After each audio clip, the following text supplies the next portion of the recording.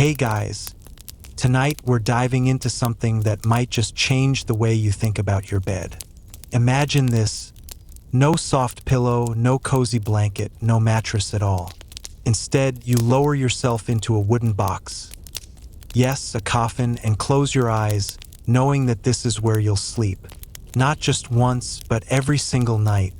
It wasn't a punishment. It wasn't a ritual for the dead. For some medieval monks, this was faith, raw, disciplined, and, frankly, a little bit terrifying. So, before you get comfortable, take a moment to like the video and subscribe, but only if you genuinely enjoy what I do here. Let me know in the comments where you're listening from tonight and what time it is. Now, dim the lights, maybe turn on a fan for that soft background hum, and let's ease into tonight's journey together.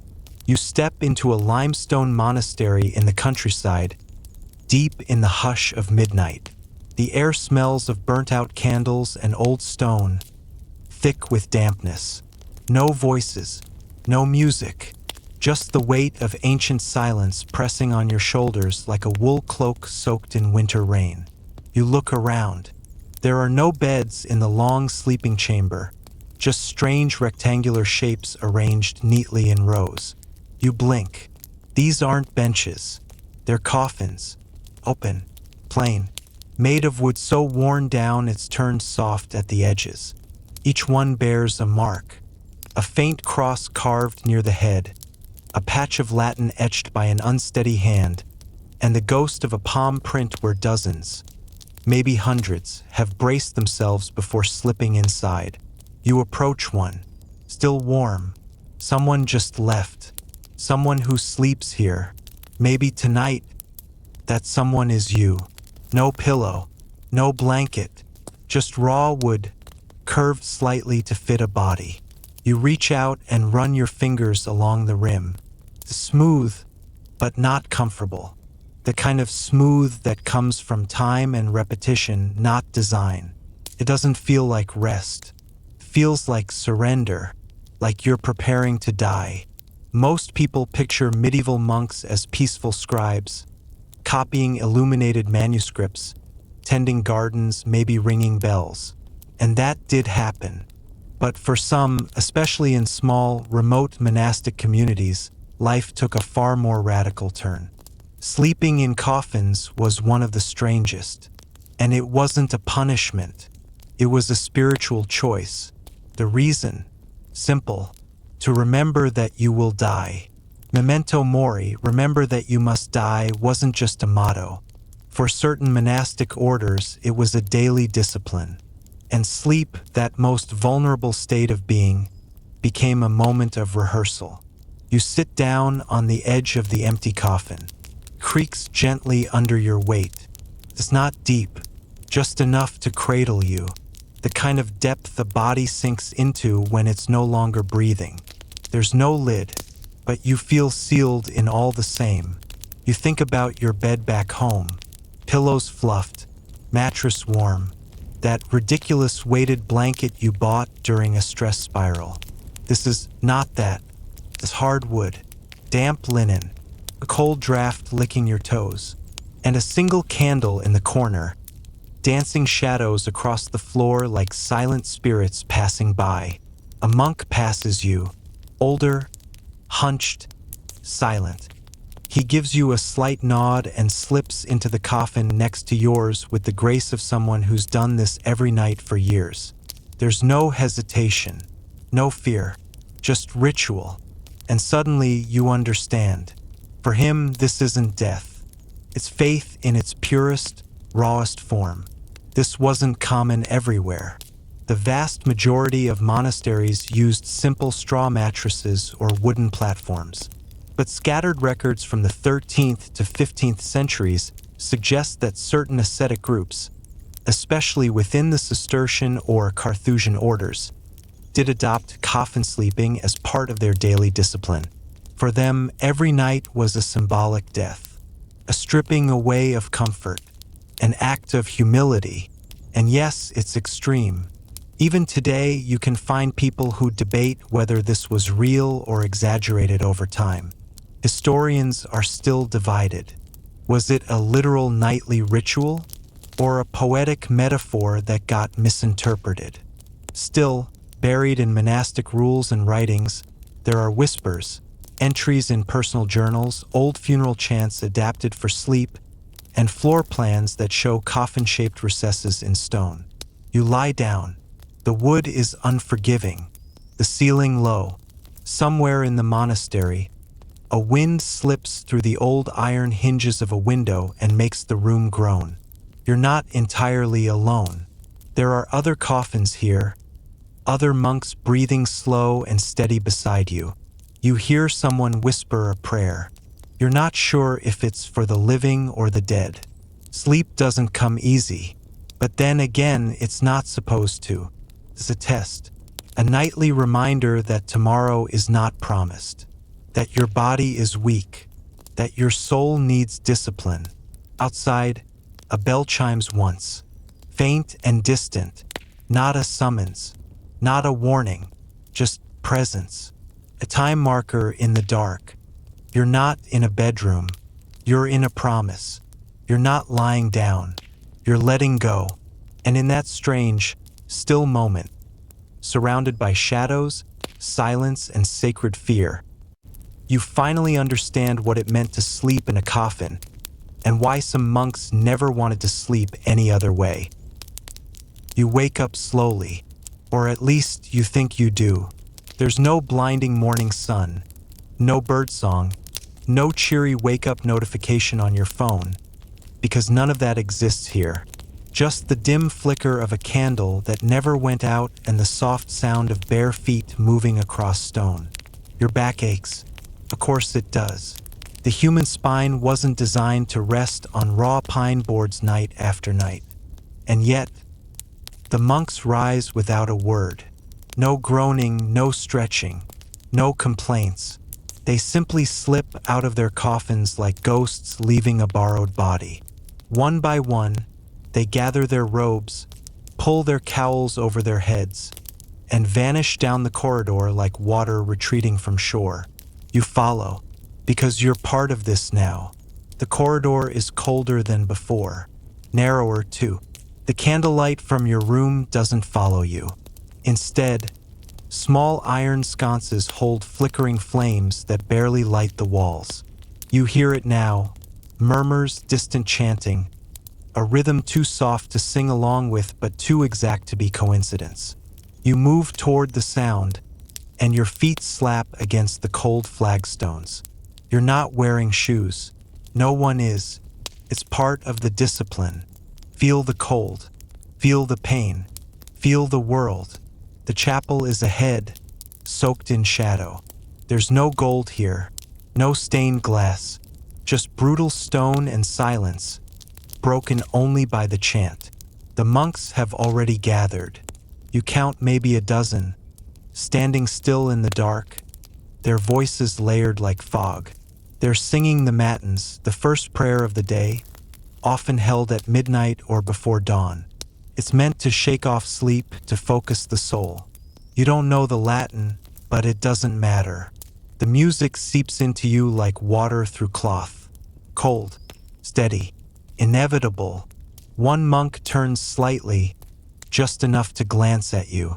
His face is thin, pale.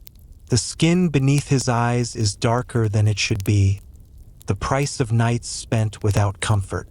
But his expression isn't pained. It's peace. Peace born from routine, surrender, and centuries of tradition. You stand at the back, uncertain, but no one stops you. You listen. You breathe in incense and damp air. And for a moment, it feels like time has collapsed, like the 21st century has peeled away and you're suspended in the quiet breath between centuries. After matins, the monks disperse, not to breakfast, not to chatter. They return to silence. Some go to the fields, others to the scriptorium. A few remain behind to scrub floors, clean tools, or tend to the sick. Every task is prayer, every motion penance. You're hungry, that's natural, but food won't come for hours yet. Monastic fasting rules are strict, especially in communities like this. One meal a day, usually late in the afternoon, often consisting of cold vegetables, stale bread, and, if you're lucky, a spoon of lentil soup. Sounds like a detox cleanse some influencer might try, except these guys have been doing it for 1,000 years. You wander outside into the gray light. The sky is low, heavy with clouds. A raven watches you from the cloister wall, judging you, probably. The garden is bare. It's early spring, too soon for anything edible. But rows of soil are carefully turned, weeds pulled, stones removed.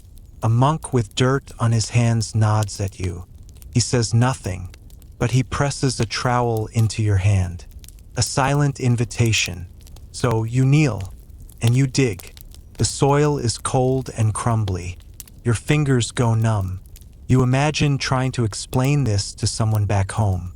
Yeah, I woke up in a coffin, went to church in Latin, and now I'm gardening barefoot in total silence with a bunch of guys who sleep like they're already dead. Sounds like a horror movie, or a wellness retreat gone wrong. But weirdly, part of you doesn't want to leave. Because here's the thing, there's a rhythm to it, a simplicity. Even the discomfort has a shape, a purpose. It makes sense in a way modern life rarely does.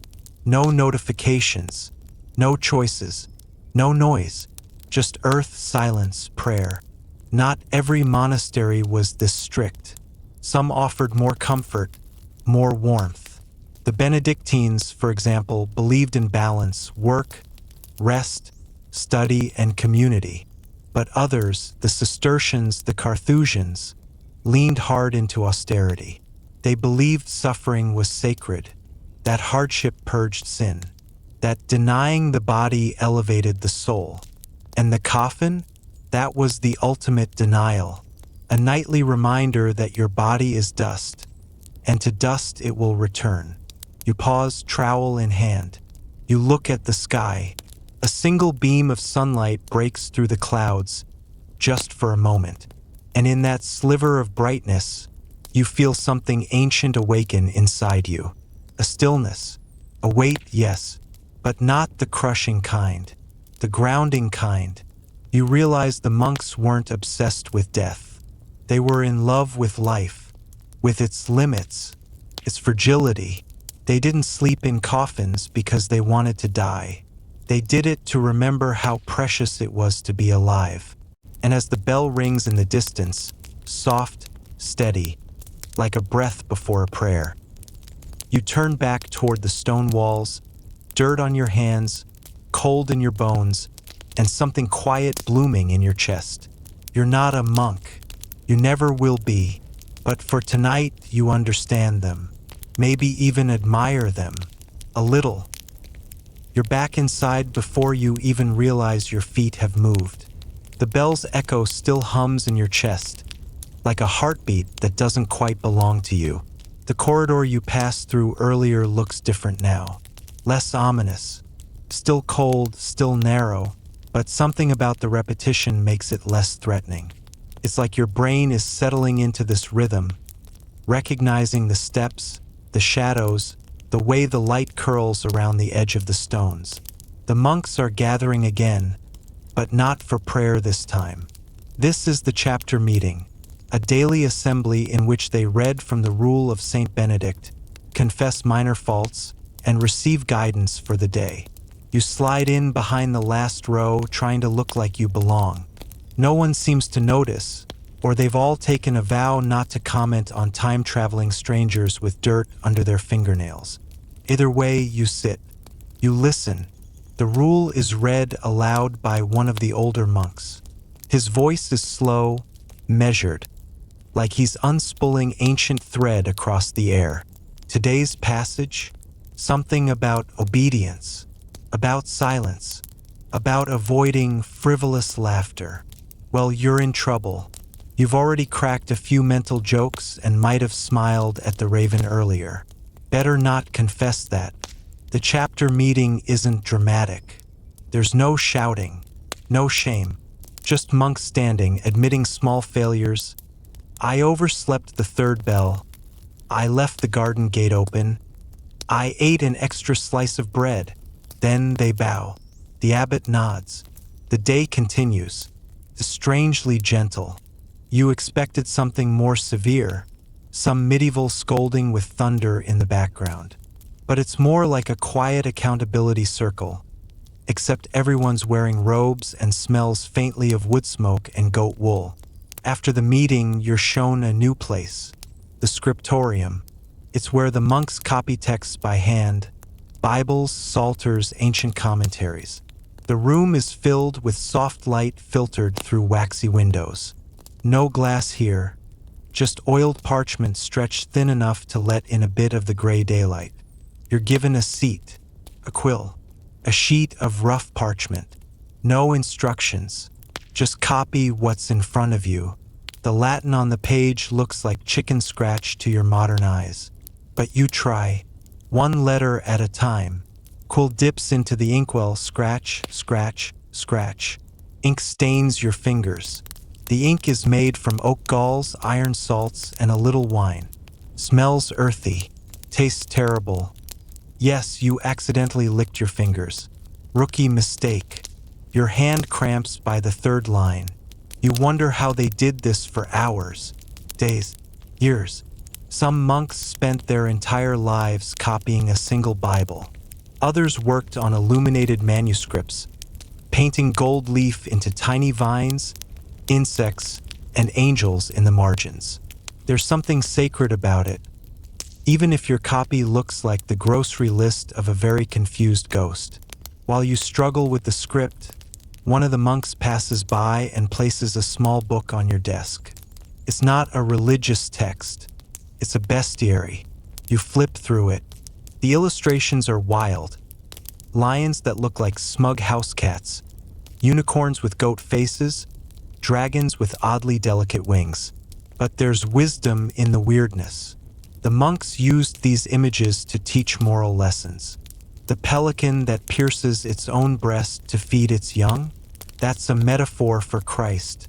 The hedgehog curling up with stolen grapes? A warning against greed. You stare at the drawings longer than you probably should.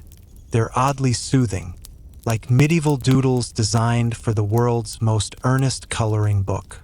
You catch yourself smiling. Oops, that's another strike against frivolous laughter.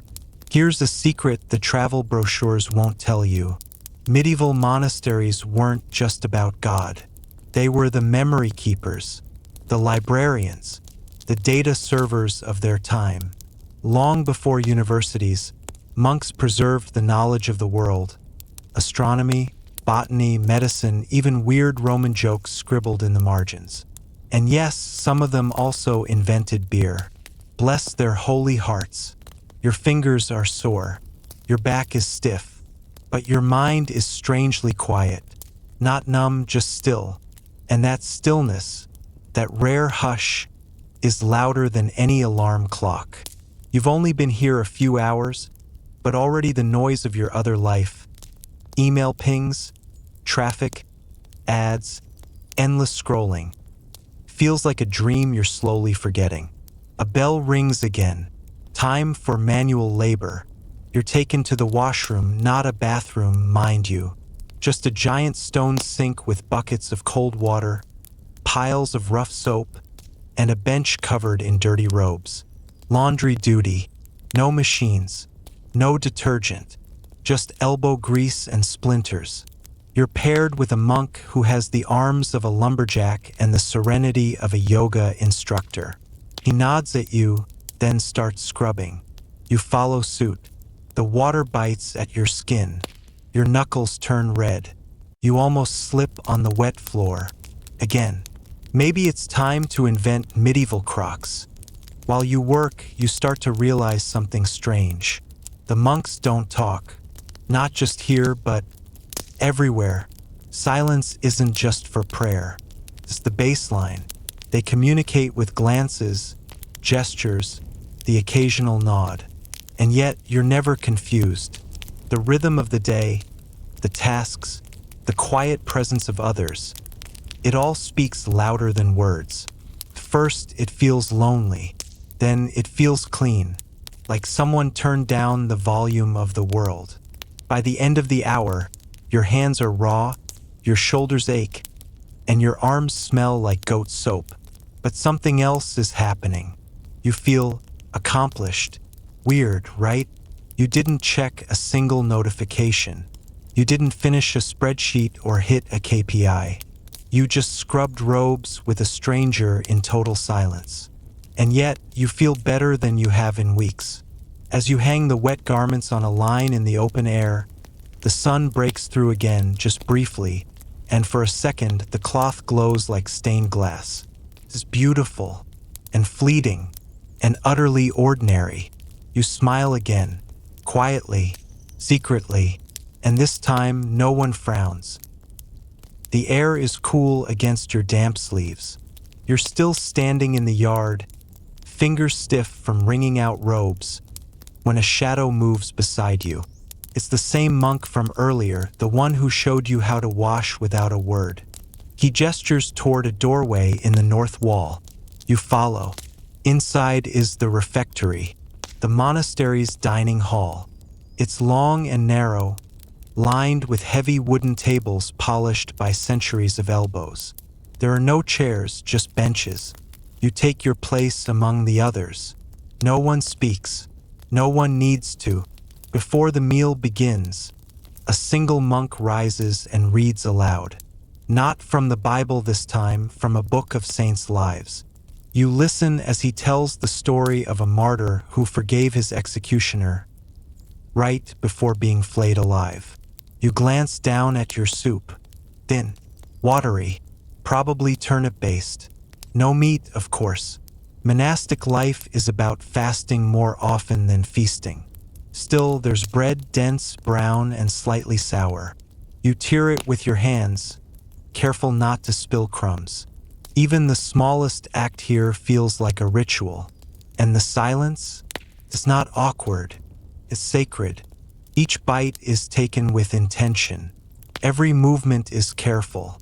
There's no scrolling through feeds, no texting, no distractions, just eating, together. After the meal, you help wipe down the tables. The water you use smells faintly of rosemary, an old disinfectant trick.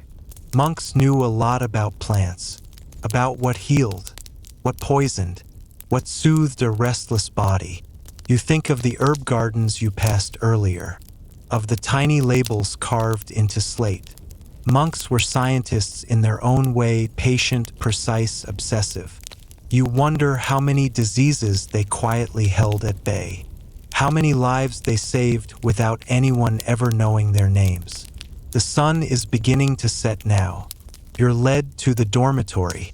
It's a long, cold room filled with wooden pallets lined in straw. No privacy, no curtains, just rows of simple beds beneath a vaulted ceiling that echoes every breath. You find an empty spot, sit, and there, beside your makeshift mattress, you see it. A wooden coffin, not decorative, not ceremonial, an actual coffin, rough-hewn, human-sized, empty. You glance at the monk across from you. He climbs into his coffin like someone tucking into bed, lies down, closes his eyes, and says nothing. No fear, no hesitation. You've heard the rumors. Read the footnotes in history books. Some monks, especially those in particularly austere orders, chose to sleep in coffins. Not out of morbidity, not because they were obsessed with death, but because they wanted to remember. Every night, as they lay their heads down, they meditated on mortality. Memento Mori. Remember that you must die, not to be depressed, but to be focused, to live each day with intention, with humility, with clarity. You stare at the empty coffin beside your bed. Could you do it? Could you sleep in a reminder that one day your breath will stop? Maybe, but not tonight. You lie on the straw mattress, pull a scratchy wool blanket over your shoulders, and try to breathe like the others. Slow, steady, No distractions, just the sound of dozens of lungs moving together. Like a sea, like a chant. The candlelight fades, the silence deepens, and in the darkness the thought returns. They weren't afraid of the coffin. They chose it, because for them, death wasn't the enemy. It was the teacher. The cold wakes you before the bells. It settles in your bones like a second skin, one you can't quite shake off. The straw beneath you is damp. Your wool blanket has slipped halfway to the floor. Someone nearby is already stirring. Quiet, deliberate. You try not to groan as you sit up. Your body aches in new places. There's no pillow, no mattress, no comfort.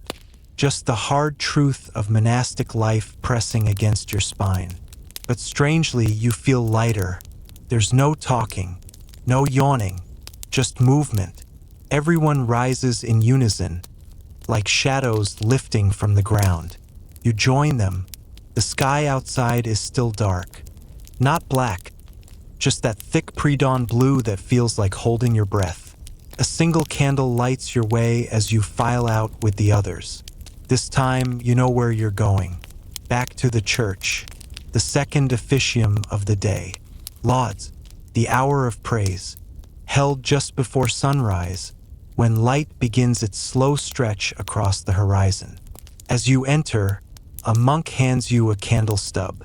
You take it, shielding the flickering flame with your palm as you make your way to the choir stall. No one rushes, no one slouches. You sit, and once again the chanting begins. It's not beautiful in the way a concert is. It's beautiful in the way a heartbeat is. Steady, patient, impossible to ignore once you've noticed it. The Latin words are unfamiliar, but you can feel their weight, like wet stone, like incense curling through your ribs. And this time you hum along. It's quiet, embarrassingly so, but no one looks at you. No one shushes you. You are simply one more voice in a centuries-old river of sound. When the chanting ends, the sky has shifted. The outlines of trees are visible through stained glass. Birds begin to cry out. They're not polite about it. Nature never is. But their calls are welcome, expected. The world is waking. And here you are, already halfway through your morning. You're sent out into the fields. No, not to meditate under olive trees or paint illuminated manuscripts by candlelight. You are sent to dig. Monks, it turns out, were not just spiritual men, they were laborers. And your labor today is in the orchard. You're handed a rusted spade. The earth is thick, heavy with last night's rain. Your hands blister within minutes. Your knees are stained. A beetle the size of your thumbnail crawls over your foot. Unconcerned. You dig. You sweat. You fall behind. But no one says anything. No whip. No scolding. No passive-aggressive eye rolls. The silence isn't punishment. It's presence. Work is prayer here. Each motion a kind of offering. You stop trying to impress anyone. You just dig. Eventually, a bell sounds. It's time for breakfast. You head back to the cloister, wiping mud from your sleeves, your face. Your stomach growls with something close to gratitude. Inside, the food is nearly identical to the last meal. Porridge, a slice of rye, fig if you're lucky. You eat quickly, quietly, and then it happens. A monk, a young one, passes you a folded scrap of parchment. Your fingers hesitate before touching it. Paper is precious here. It's not a casual thing. You unfold it under the table. A drawing, crude, charcoal lines on a creamy square. But you recognize it instantly. It's you, digging, covered in mud. A slightly exaggerated scowl on your face. It's funny, surprisingly good, too. You glance across the table. The young monk meets your eyes, then quickly looks away. A joke? A welcome? A reminder that even here, In this life of silence and severity, there's room for a little play. You tuck the drawing into your sleeve and smile, not broadly, not foolishly, just enough. Just enough to remind yourself you're still you, even here. You don't go back to your cell. Not yet. After breakfast, the monks scatter again. Some to the garden, some to the scriptorium, some to tasks you don't recognize, carrying baskets, repairing cloaks, lighting incense. You follow the one who drew you, not on purpose, not like a puppy chasing its owner. It just happens. He walks with a slight limp, like one leg never quite caught up with the other. His robe is too big for him. You notice it now, that's why he's always rolling up his sleeves. Why the hem gathers dust as he walks. He doesn't speak to you, but he doesn't stop you either. You take that as permission. He leads you through a stone corridor you haven't seen before. Narrow, damp, carved low, as if the architects had forgotten tall people existed. At the end, an iron-bound door. He pushes it open with the flat of his hand. Inside, a room filled with bones. Skulls stare back at you from wooden shelves. Some are neatly labeled. Most are not. They rest in rows, jawless and gray, like they're waiting for a class that will never begin. On the floor, ribs, femurs, even a few tiny finger bones. No glass cases. No velvet ropes. This isn't a museum. This is a memory, a warning, a theology lesson in calcium and dust. The young monk lights a candle, sets it near the wall. Then he sits. You copy him. The silence isn't uncomfortable. It's expectant, like the room itself is holding its breath. This, he says softly, is our Memento Mori. His voice cracks slightly, like a bell struck just off-center. You don't ask what it means. You already know. Remember, you will die. It's not said to frighten you. It's said to clarify, to narrow your vision, to strip away the nonsense. Out there, in the world you left behind, death is something people avoid. A shadow in the corner. A topic you only bring up after someone has already gone.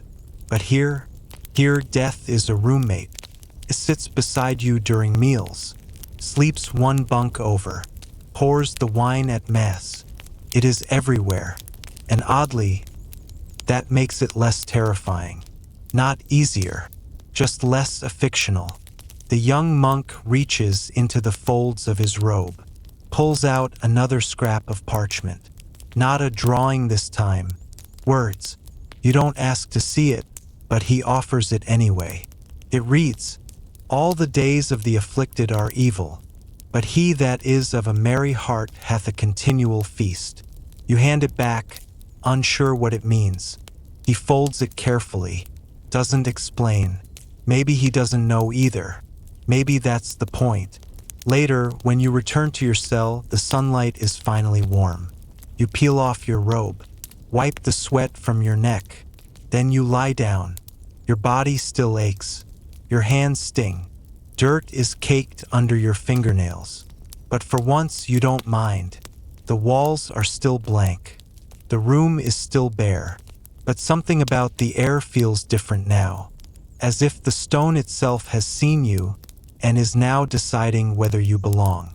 You fall asleep quickly, and this time no one wakes you. No bell, no footsteps, no cold breath across your skin. Only quiet, and the faint scent of beeswax. This is your life now, a rhythm of silence and song, of dirt and devotion, of strange friendships and even stranger rooms. And somewhere under it all, the slow realization that you are changing. Not all at once, not dramatically, but enough. Enough that the next time someone hands you a skull, you won't flinch. You'll nod and say, "Yes, I remember." The bell rings at twilight, not loud, just a single chime that seems to drift through the stone walls rather than echo off them. You open your eyes slowly, unsure how long you've slept. Your body feels heavier than before, but not in a bad way. More like something has settled inside you. The room is dim. The candle has burned low. Shadows stretch long across the floor, drawn by the failing sun and the slant of the high-set window. You sit up, stretch, listen. Footsteps, not hurried, not many, just a few soft taps on ancient stone. You know what comes next. The evening officium vespers. It's one of the most beautiful moments in the monastic day. Not because of the music or the setting or the ritual itself, but because of its timing. It's the hour of shadows, the hour when light begins to lose. You walk the corridor with the others, heads bowed, robes brushing against stone. The air smells faintly of wax and damp wood. Someone coughs softly behind you, then goes silent again. You step into the chapel. The candles are already lit. The monks form two lines facing each other. You know where to stand now.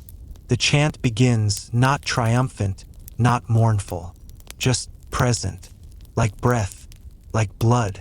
You close your eyes and let the sound carry you. It's not music in the way you're used to.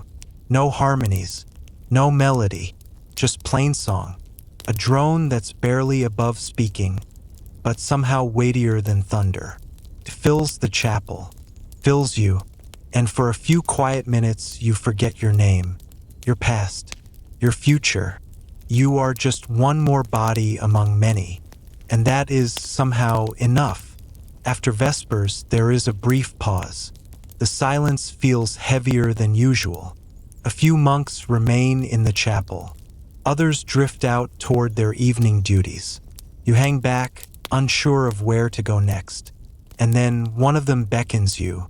It's not the young artist this time. This monk is older. Taller. His robe is stained with ash and oil. His hands are thick, cracked, and scarred.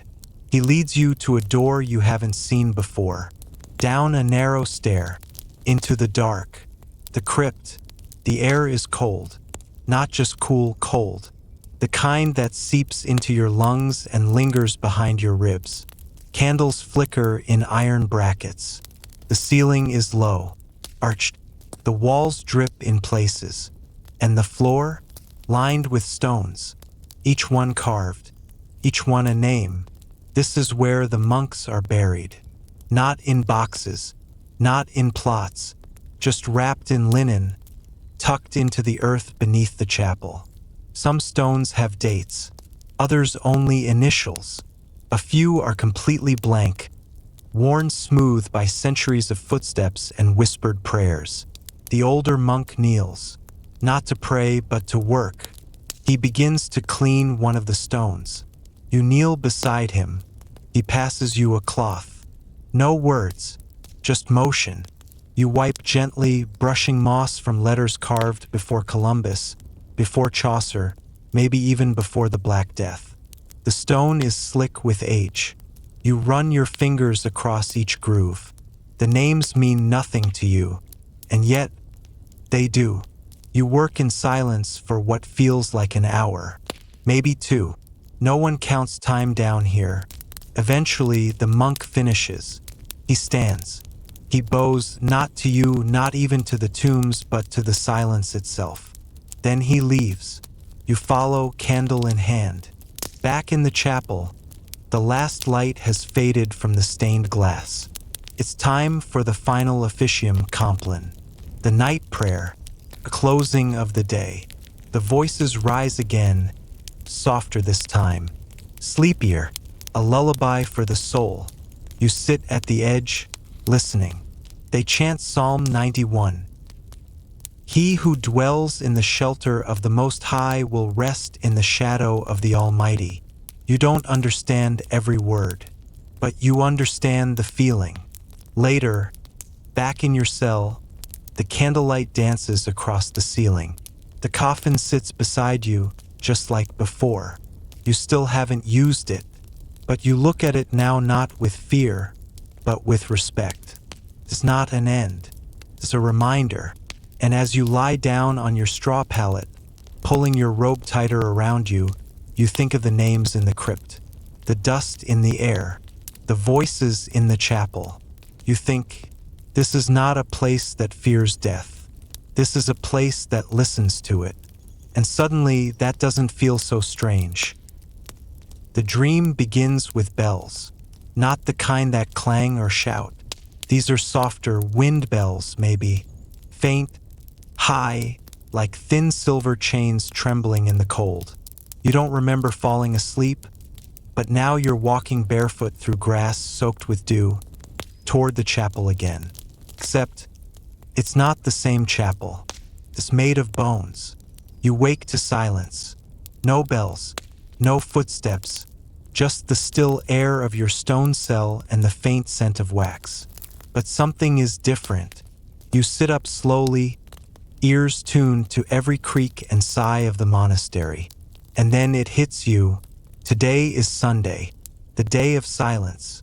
For most people, Sunday is a break, a slower morning, a second coffee, maybe brunch.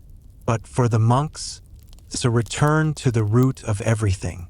From sunrise to sunset, not a word is spoken, unless absolutely necessary.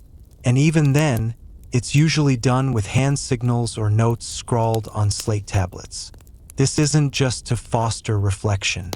It's a kind of training, a detachment from ego, an unraveling of the self. You leave your cell and step into the corridor. It feels different without voices, somehow more sacred. You can hear the breath of the building, the tiny scuffs of sandals, the rustle of wool, the wind pressing against old shutters. You pass a monk in the hallway. He nods. You nod back. That's all. The refectory is quiet, too. You eat in a long line of men, all facing the same direction. Bowls of lentils and bread, the occasional stewed apple. No one clinks their spoon. No one chews loudly. One monk stands at a raised wooden pulpit near the corner, reading scripture aloud in Latin. His voice is like fog drifting through a field, slow, steady, barely above a whisper. You don't understand much, but you don't need to. It's not about meaning. It's about presence. After the meal, you help clean the dishes. In silence, of course. And that's when you see him again, the old monk with the hands of a laborer. He's scrubbing pots with ash and sand, his movements slow but purposeful. You nod to him. He nods back. No more words. He does, however, hand you something. A small book, handmade, covered in simple linen. On the front, no title, just a cross, etched faintly in charcoal. You open to the first page. There's a drawing inside. It's a monk lying in a coffin, but he's not dead. His eyes are open, and on the edge of the page, in neat, careful Latin, Memento Mori, remember you must die. You flip further. More drawings. Monks sleeping in coffins, praying beside skulls, tending to graveyards, washing the bodies of the newly dead. But not with fear, with care, with tenderness. This is no horror show. It's a manual, a guidebook for the soul. You look up, but the monk who gave it to you is gone. Only the echo of a bucket being set down in the distance. Later, you walk the cloister garden. Even in summer, it's subdued. Small herbs, grayish leaves, pale lavender and foxglove, soft weeds poking through the stones. There's a fountain in the center, old and chipped. You sit beside it, flipping through the book again, and you realize these drawings aren't for drama. They're for clarity. They show what monks saw daily and what they chose to live with intimately. A kind of spiritual proximity to death, not as a threat, but as a teacher. Death teaches you to slow down, to pay attention, to let go of petty things, teaches you how to live. That's why the monks sleep in coffins. That's why they chant for the dead every day. That's why they say nothing on Sundays. not out of fear but out of reverence. Evening comes without fanfare. The bell rings once, vespers again. But something inside you is quieter this time, like a page has been turned. You walk back toward the chapel, book still in hand. The other monks glide past you, their sandals whispering across the stone. You follow. Inside, candles flicker. The chant begins. The same tone as always, but tonight it feels warmer, as though every word is a blanket, as though the silence between words is just as sacred as the words themselves. And in the hush of that long twilight, as shadows gather like folds in old cloth, you finally begin to understand. This isn't about death. It's about making peace with it. You awaken to rain, not the thunderous kind that lashes roofs and floods roads. No, this is softer. A gentle drizzle tapping against the stained glass. The sort of sound that makes you pull the covers tighter and drift back into dreams. But you're not in bed. You're in the scriptorium. And you're alone. The fire has gone out. Your candle has burned down to a stub, leaving just the glowing thread of its wick. The ink on your fingers is dry. The page before you is half filled with careful Latin lettering. You blink. When did you fall asleep here? You rise, stretch, and look around. The tall, narrow room is lined with desks and sloped writing tables, each one carefully organized. Some bear scrolls. Others hold thick manuscripts in progress. A few have dried quills resting like sleeping birds. Then you hear it. A cough. Wet. Rattling. Someone is here after all. You follow the sound down the corridor to a smaller chamber off the main scriptorium. It's darker here, lit only by one flickering lantern on a hook. Inside, a monk, older, bent over a desk. He looks up, smiles, and without a word, gestures for you to sit. You know who he is. Brother Matthias. They say he's been copying texts for over 40 years. Some even whisper that he hasn't left the monastery walls in all that time.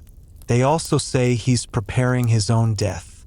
Not dramatically, just gently, carefully, like adding footnotes to a final chapter.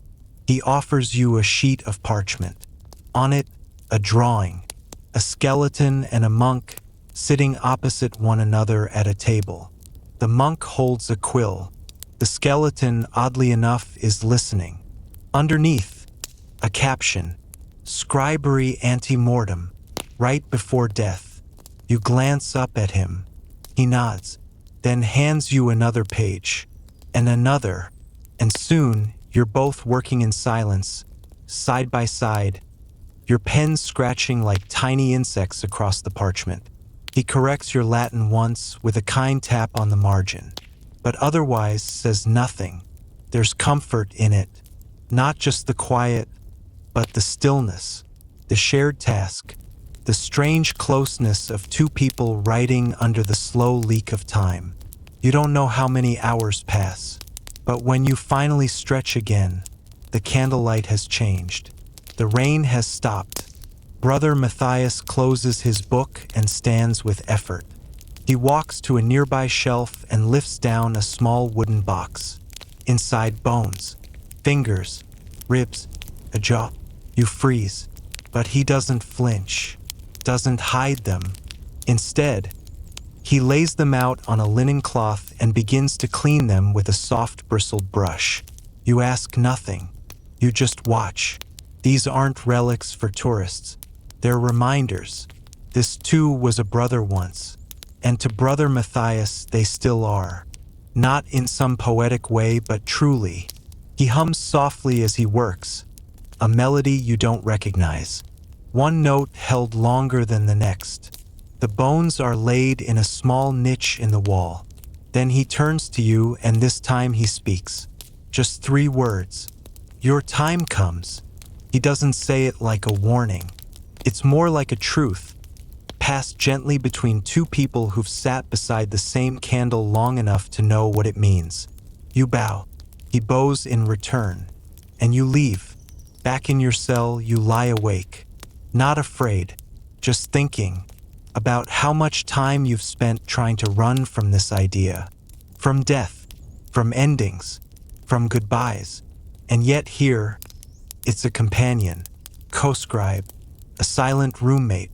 Somewhere down the hallway, you hear the low murmur of Compline beginning, the final prayer of the day.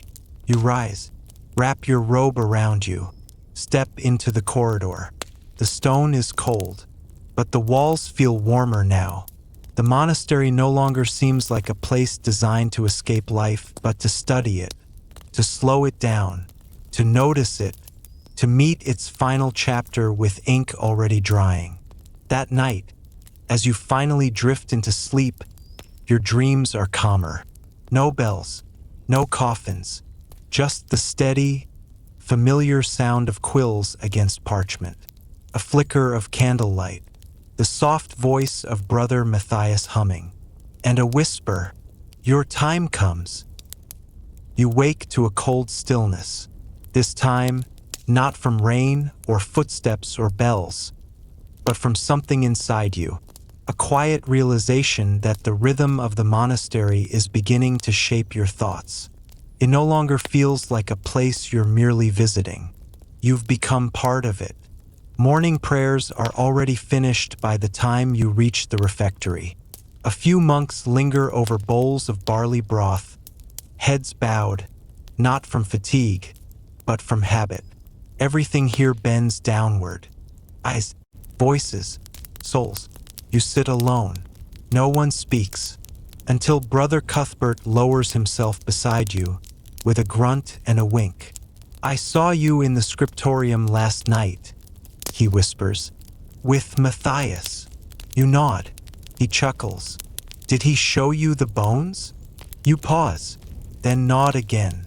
Cuthbert breaks a chunk of bread and dips it into his broth, eyes gleaming with mischief. Everyone thinks he's preparing his own burial. Truth is, he's been helping prepare all of ours. You glance up, unsure if he's joking. He isn't. He chews, swallows, and adds, "The rule of Saint Benedict says to keep death daily before one's eyes." Matthias just took it literally. After breakfast, you're sent to help in the carpentry workshop. It's quieter here than the chapel, somehow. The scent of sawdust and beeswax fills your lungs. Wooden boards line the walls alongside mallets, chisels, clamps. You're assigned to Brother Adalbert, a silent, broad-shouldered man with knuckles like gnarled roots. He hands you a planed pine board and points to a half-built box. At first, you think it's a chest. Then he sets the lid beside it, and it clicks. It's a coffin. "You'll sleep better after building one," Adalbert says without looking at you. You nearly drop the hammer. "Sleep in one?" You echo.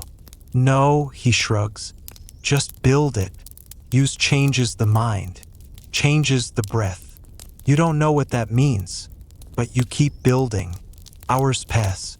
You learn how to slot boards with reverence, how to sand the corners smooth so they don't catch on cloth, how to measure a length not just to fit a body, but to carry a soul. At some point, you realize your hands have stopped trembling. This isn't a punishment, it's a craft. You ask Adalbert if all monks eventually build their own. He nods. Eventually, some do it early, others wait.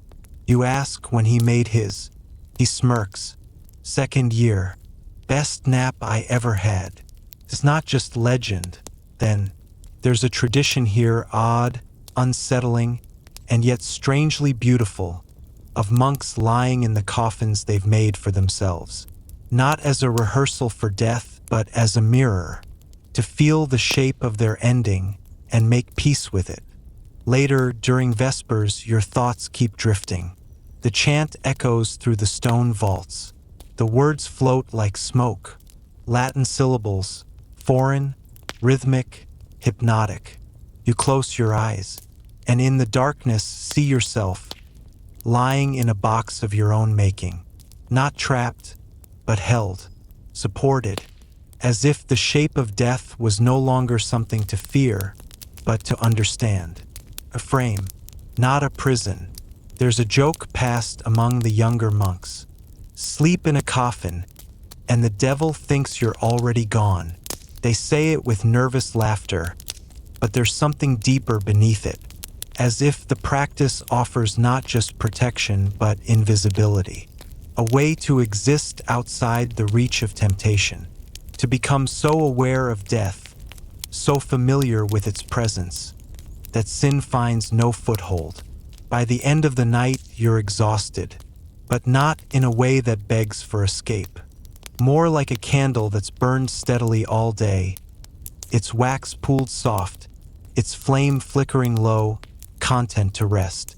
You lie on your cot, then pause, and wonder, what would it feel like to lie in that coffin you helped make? The thought lingers as you drift off, not morbid, not fearful, just curious. You dream of pine wood, of soft linen, of the gentle pressure of wood against your shoulders, not heavy, just close, and of someone humming again in the dark. When you wake in the night, heart steady, breath slow, you understand what Brother Adalbert meant. Use changes the mind, changes the breath, and you wonder how many more things you've feared only because you never touched them. You wake earlier than usual, not because of a bell, not because of Brother Thomas's snores, but because something inside you shifts with the dawn, like an inner clock synced with the rhythm of the monastery. You're becoming one of them. You realize it when you reach for your robe before your eyes even open. Matins is somber today. There's a different tone in the chanting, longer pauses between verses, more minor intervals. You glance at Brother Jerome, who whispers, "It's St. Macarius's day." You've never heard of him, but apparently he slept on stone, ate once a week, and wore nothing but haircloth, because comfort was suspicious. The lesson that follows, read by Prior Alfric in his soft, nasal cadence, is about mortificatio carnis, mortification of the flesh. You sit straighter, not because you want to impress anyone, but because something about the phrase makes your skin prickle. Mortification of the flesh. It's not as dramatic as it sounds. No whips or blood, at least not here, but rather cold floors, coarse wool, silence when you're burning to speak. It's not about punishment. It's about resistance, learning to say no, not to others, but to yourself. After the reading, you ask Prior Alfric carefully whether the monks really believed that pain brought them closer to God. He squints at you, then almost kindly says, "Not pain, absence of ease." Later, Brother Cuthbert finds you sweeping the cloister walk. He leans against a pillar, cracking roasted peas between his molars. "You ever sleep on stone?" he asks. You shake your head. "You should try it," he grins. Makes the coffin feel like a feather bed. You blink, then realize he's not joking. That night, you're not assigned to your usual cot. Brother Matthias intercepts you with a nod. "Come," he says. "You're ready." You follow him down a corridor you've never seen before, past the infirmary, past the bee house, past even the herbarium, to a room small as a cell, square as a box, and in it, a coffin, unpainted, unlined, empty. You hesitate. Is this someone's? Matthias smiles gently. "Tonight, it's yours." He gestures for you to lie down.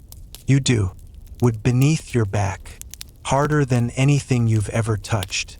No blanket, no candle, just the shape of absence.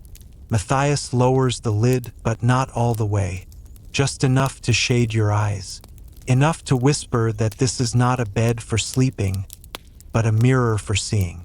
You lie still, every part of you aches, but in a strange way, it's not pain. It's awareness of your limbs, your breath, the rhythm of your heartbeat in your ears. You think about the monks who've done this before you, for centuries, maybe for 1,000 years, and you feel connected, like your heartbeat echoes someone else's.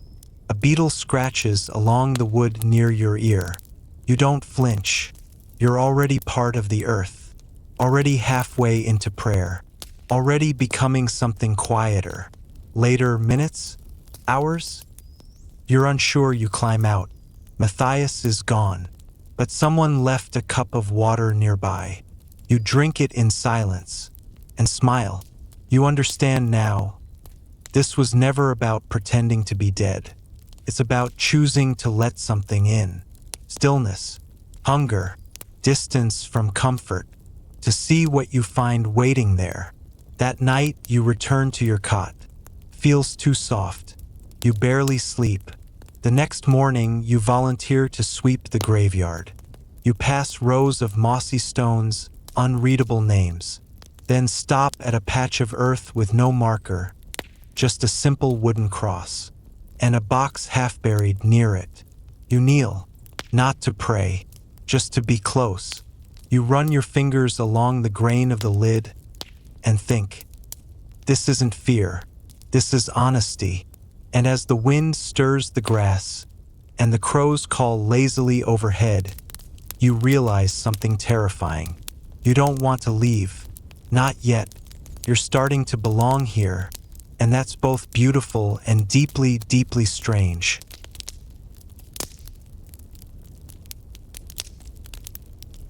You no longer count the days. You used to, back when you were new, back when you still thought you'd leave eventually. But now, time has melted into routine, and routine has become quiet. Not boring, not stagnant, just quiet, like a river moving under ice. You wake, you pray, you work, you eat, you pray again.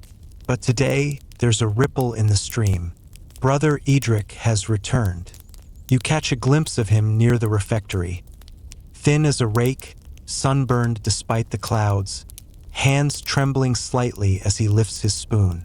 You don't remember him leaving, but everyone treats his return like something expected.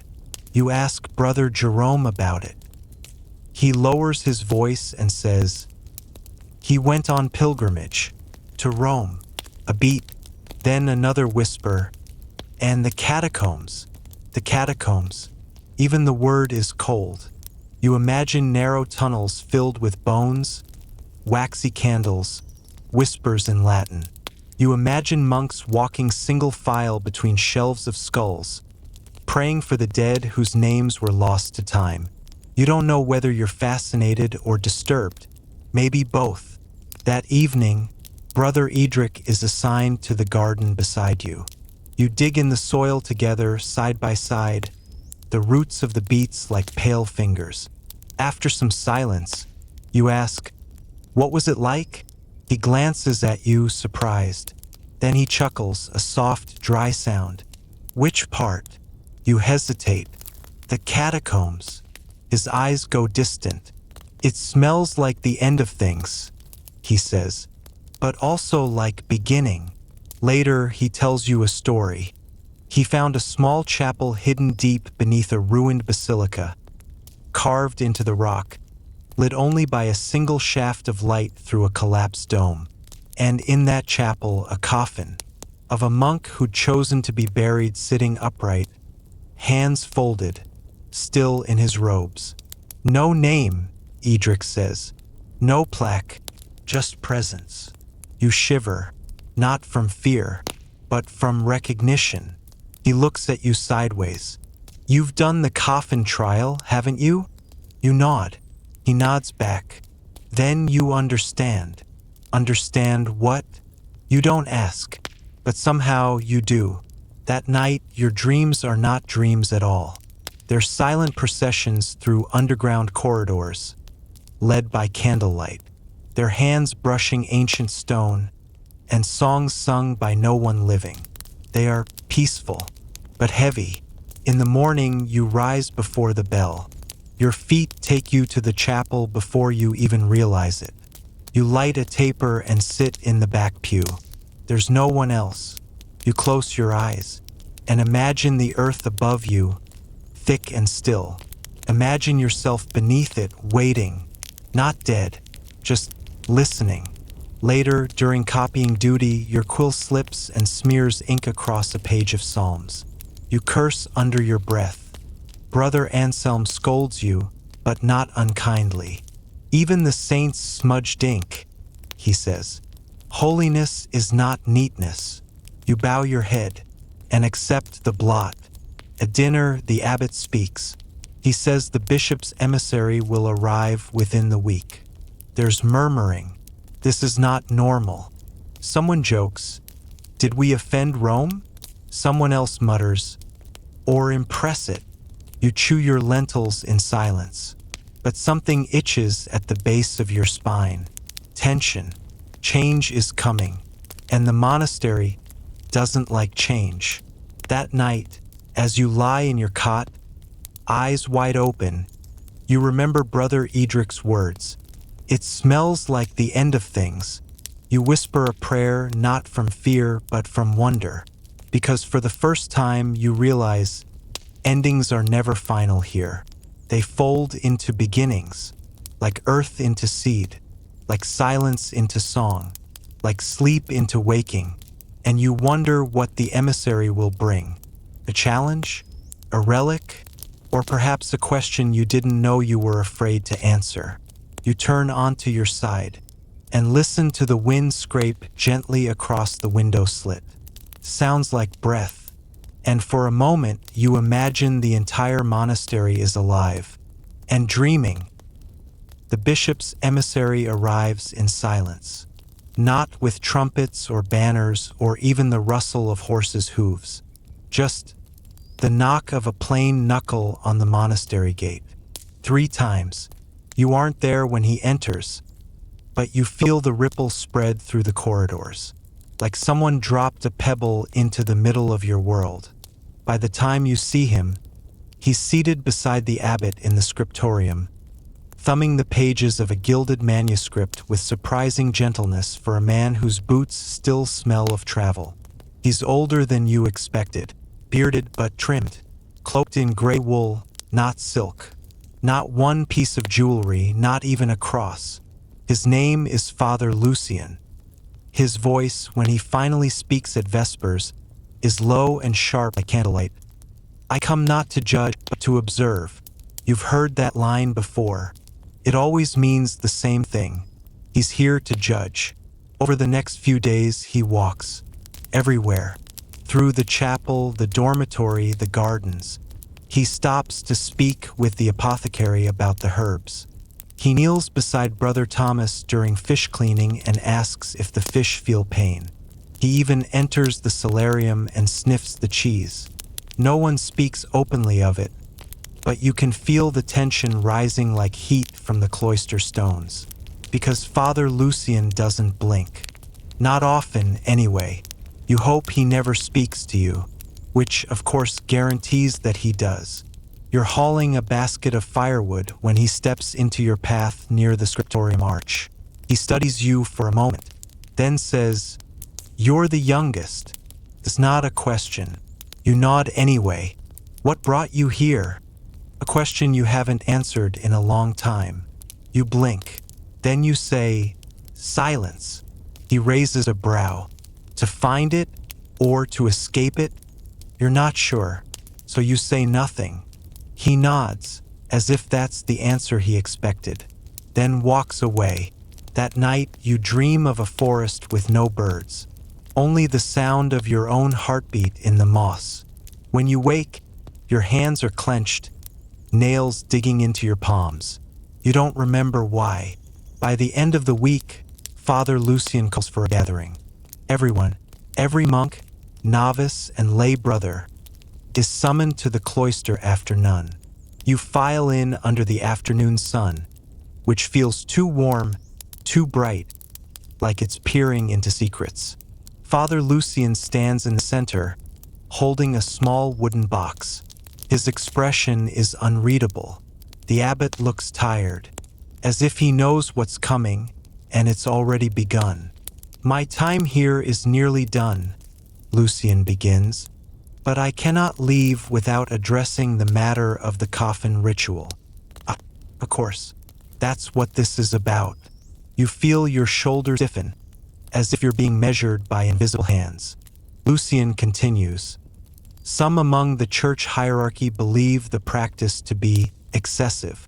Others see it as a sacred tradition of reflection and mortality. He opens the box. Inside, a folded piece of parchment and a dark, polished stone. The Holy See wishes to observe the ritual fully, not just from books or second-hand accounts. A murmur ripples through the crowd. You feel it in your stomach. When he says your name, out loud, time slows. You feel every eye turn toward you. Even the birds seem to hush. The abbot doesn't object. He just nods, because this too is part of obedience. That evening you are led once again to the chamber of the trial. But this time, the candle passed into your hands is not from Brother Anselm. It's from Lucian. He holds it gently, but his eyes bore into yours as if he's searching for something behind them. You may keep this after, he says softly. If you wish, you nod and descend the steps. The coffin is where you remember it. No less intimidating, no more familiar, but you climb in anyway. The wood creaks beneath your weight, and before the lid closes, Lucian leans in. He whispers, "If you hear a voice, don't answer immediately. Sometimes it's your own." And then the lid closes. You lie in darkness again, but this time it feels different. Not just darker, not just quieter, but expectant. You wait, a heartbeat, then another, and then a voice, not loud, not even clear, but like a breath through parchment. Why do you still fear what is already yours? You don't speak, not right away. Instead, you feel something shift beneath your spine, as if the coffin itself exhaled. And you realize you're not afraid, not this time. When you emerge, hours later, blinking in torchlight, Lucian is still waiting. He offers no congratulations, no praise, only a single question. What did you see? You answer honestly, nothing new, and he smiles, because that too is a kind of truth. That night you sleep without dreams, but in the morning you wake with the scent of soil in your nose, and the sound of silence, a silence you chose. The emissary is gone by dawn. No farewells, no ceremony, just an empty cell and a faint trace of incense on the stone. You half expect the monks to speak of him in hushed voices, some whisper of change, of judgment, of reform, but no one says a word, not even the abbot, which somehow makes it heavier, like something final has passed through you all and been sealed.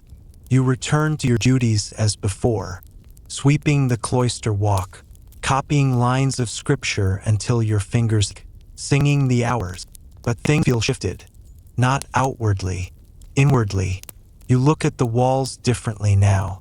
They don't seem as solid. Brother Anselm speaks to you again for the first time in weeks. He finds you in the garden, tending herbs. No greeting, just, "So, you saw it." You nod. He watches you closely. Did it speak? You consider lying, but instead you say, "It asked me why I was afraid of what was already mine." Anselm breathes out slowly, not surprise, recognition. "It always asks the same thing," he says, in different voices. You pause. "What's already mine?" He shrugs. "That's for you to decide. Or not." Then, after a moment, "Most never go twice. Some are called again." You wonder if he was. You wonder if you will be. A few nights later, during Compline, a thunderstorm begins. The chapel candles flicker violently. The wind howls through the beams like a warning. Rain slaps the stained glass windows, And just as the cantor reaches the verse, "Protect us, O Lord," as we stay awake, the lights go out, all of them. A silence deeper than fear falls. Then, a voice, not spoken, but remembered, echoes in your mind. Why do you fear what is already yours? You don't sleep that night. You sit awake in your cell, listening to the rain claw the roof, and think of the coffin below, not with dread, but with a strange longing, not for death, but for certainty.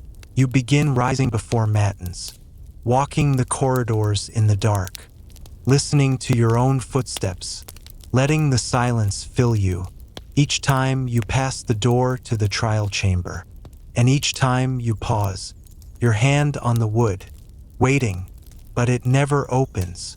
Not yet. Then, one day, weeks later, during silent labor in the refectory, the abbot calls your name. You wipe your hands, step forward, and he says simply, "There is a guest." You're confused. "Another emissary?" He shakes his head. "A woman. Visitors are rare.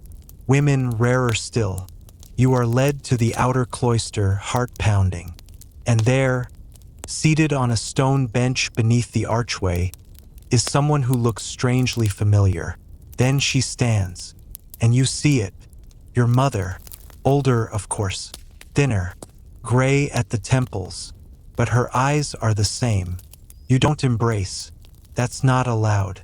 But her hands tremble as they reach for yours, just briefly. She says, "I came because I had a dream." You wait. She continues, "You were walking through a graveyard, not afraid, just walking, and the graves opened as you passed. Not with horror, like flowers. You don't know what to say, so you ask, 'Are you well?' She nods, eyes shining. I just wanted to see if you were still you." You smile, and that's answer enough. She leaves before vespers. You watch her disappear down the path toward the hills, and feel nothing but stillness. Not grief, not joy, just stillness. That night you sleep again in the coffin. Not by order, by choice. No one stops you. No one even notices. You slip in like a whisper and close lid yourself. And in the dark, there is no voice, only the steady beat of your heart, and the knowledge that yes, this too is already yours. You begin counting time differently now, not in bells or hours, but in the number of times you've returned to the coffin. Not for penance, not for trial, but as a kind of anchor. Each time you lie there, the world grows quieter. Not just around you, within you. It's as if the stone walls begin to match the texture of your mind. Cool, unmoving, still. Brother Killian notices. He doesn't say anything outright, of course. But during chores, he pauses beside you and mutters, "You're not afraid anymore." You look up from the basin. The water's gone still, reflecting your face. You say, "Maybe I should be." He only shrugs. "Maybe we all should." Then he moves on. Soon, others begin asking questions. Brother Matthew asks if it's true you requested to sleep in the coffin. Brother Thomas wants to know if you saw anything the night the candles died. Even the abbot seems to watch you longer than before, his gaze not suspicious, curious. But none of them ask the real question, what did it change? Because the truth is, it did. You walk differently now, pray differently, even your breath seems slower, measured, like you're not just living this life, but listening for something beneath it. One morning, you wake before the bell and find yourself already standing. No memory of rising, just the cold stone underfoot and the strange weight of air in your lungs. You're halfway to the trial chamber before you realize you're not dreaming, and still you walk. You don't hesitate. The door is not locked. It opens with a sigh. Inside, the room is empty. No torches, no voices, no emissary. just the coffin, its lid slightly ajar. Like an invitation, you climb in, not with fear, with purpose, as if returning to a conversation that's been paused. The lid closes above you. Darkness swallows everything. Even your heartbeat feels distant. And then, you see light, not from above, from within. Tiny veins of gold threaded through the inside of the lid. Symbols, Latin, yes, but older somehow. And images. Wheat bending in wind, eyes closed in prayer, a flame cradled in palms. You don't recognize them, yet they feel known, like the echo of something you were meant to remember. And then you hear it, not a voice this time, a melody, low, ancient, not sung aloud, but shaped inside your chest like breath made sacred. It doesn't ask questions. It doesn't demand answers. It simply is. When the lid opens minutes, hours, maybe days later, you're not alone. A small group of monks has gathered silently at the edge of the chamber. You meet their eyes, and no one says a word. They already know. From that night onward, you're no longer treated as just a brother. You're not quite separate, but not quite one of them either. You become consulted, listened to. Even the abbot refers to you now and then during chapter readings. There are paths that lie beneath the rule, he says, and some are chosen to walk them. He never says your name.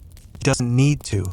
You're given more silence, more solitude, and occasionally more visitors. Not from outside, from above.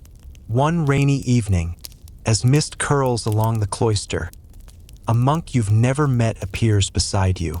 He says nothing, just hands you a parchment. On it, a name, a date, a symbol.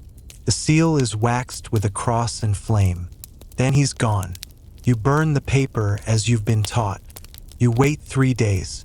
Then, on the 4th, you descend into the chamber again. This time, the coffin is different, wider, prepared. Inside, not stone, but velvet, and a small wooden cross carved into the base. You lie down, not because you must, because you earned. Some awakenings require a kind of burial. And as the lid closes again, you whisper the words you heard once before, now your own. Why fear what's already mine? It is not a question anymore. It's a vow. You start hearing them at night. Whispers, not outside your cell, inside. They come not as voices, not quite, but like fragments of breath shaped into meaning. At first, you think it's memory, a trick of silence. But then, one night, just as you're drifting between waking and sleep, the whisper says your name, not your given name, the name you haven't heard since before you took vows, the name no one here even knows. And that's when you know, this isn't in your mind, it's in the walls. You sit up. The cell is dark, moonlight slicing through the high window. Your robe feels too warm, your feet too cold. You rise, not because you want to, but because someone is already expecting you. You don't take a lantern. Your hand finds the path through memory, left at the scriptorium, down the south steps, past the locked vestry where relics rest, to the chapel door. It's unlocked. No one's there. Just candlelight, already lit, and a smell like myrrh and rain. The altar is bare, but on it lies a book. Not parchment, not leather-bound, something older. A slab of dark wood, hollowed in the center. Pages stitched from vellum that shimmers like pressed bone. You've never seen it before, but you know it's not meant to be read. It's meant to be heard. You press your hand to the first page. Nothing. Then heat. Not searing, but steady. And beneath your fingers, a pulse. Faint, like the heartbeat of a very old animal. You pull your hand back. The whisper returns. This time not a name, but a phrase. The sleep of the faithful is not without watchers. You step away. The chapel creaks. Not from wind, but movement. You're no longer alone. The figure that emerges is tall, wrapped in a robe that seems spun from ash and ink. You cannot see its face, but you know it is not a monk. It is not even a man, and yet it kneels before the altar, before you, and you hear the whisper again, not in your ear, but in your marrow. You are not the first, but you may be the last. When you blink, the figure is gone. The chapel is empty, but the book remains. You take it, and something inside you shifts. Back in your cell, the book is gone. You search, you strip your blankets, you turn your robe inside out. Nothing. But when you sleep, you dream of it, open on your chest, pages turning with breath. And every dream, a new whisper. Weeks pass. You find yourself speaking less, praying more, but not to the saints, to something older, something nameless. You visit the trial chamber again, but it's different now. Not physically, spiritually. You no longer feel penance here. You feel presence. Like every stone has been watching, waiting, and you begin to wonder, was the coffin ever about death? Or was it about listening? Brother Thomas notices the change. He calls you aside after lauds. You haven't eaten in 2 days, he says. You look. He doesn't finish the sentence. You offer him a smile. I'm full, you say, just not in the usual way. He doesn't laugh. He just backs away, like someone afraid of stepping too close to a fire he can't see. One night, you wake to find a symbol on your palm. Not ink, not blood, burned in, a shape like a spiral wrapped in thorns. You don't remember how it got there, but you don't try to hide it. The others see, and they do not ask. They just lower their eyes when you pass. You've stopped needing sleep. Your dreams come to you while you're awake now. The veil thins. You see figures out of the corner of your eye, shadows that flinch when you blink. A pair of hands folded on a bench where no one sits. One night you return to the chapel. The altar is gone. So is the book. But in its place, a basin, filled with water as black as pitch. You kneel. You look. And your reflection isn't your own. It's older, tired, but smiling. The whisper returns. It is not death you've prepared for. It is remembrance. And suddenly, this has never been about punishment, never about fear. It was initiation. You weren't buried. You were planted. You feel it first in your fingertips, a kind of hum, like static but alive, as if your skin has become antennae, tuned not to sound but memory, and not just yours. You begin to hear others, not voices in the room, not whispers in the hall, but the deep, low thrum of lives that came before you. Every monk who ever lay in a coffin, every breath they gave up in silence, every hour they surrendered to darkness. Their thoughts now run under your skin like veins. The transformation is subtle. Your robes hang differently, not looser, just quieter. The fabric makes no sound when you move. Your steps fall softer. Dust clings to you but doesn't mark. It's as if the monastery has begun accepting you, metabolizing you. Like a stone absorbing warmth from the sun, it pretends not to notice. At meals, the others glance, then look away. They speak in murmurs when you enter, not out of disrespect, but caution. You are becoming part of the furniture, part of the stone.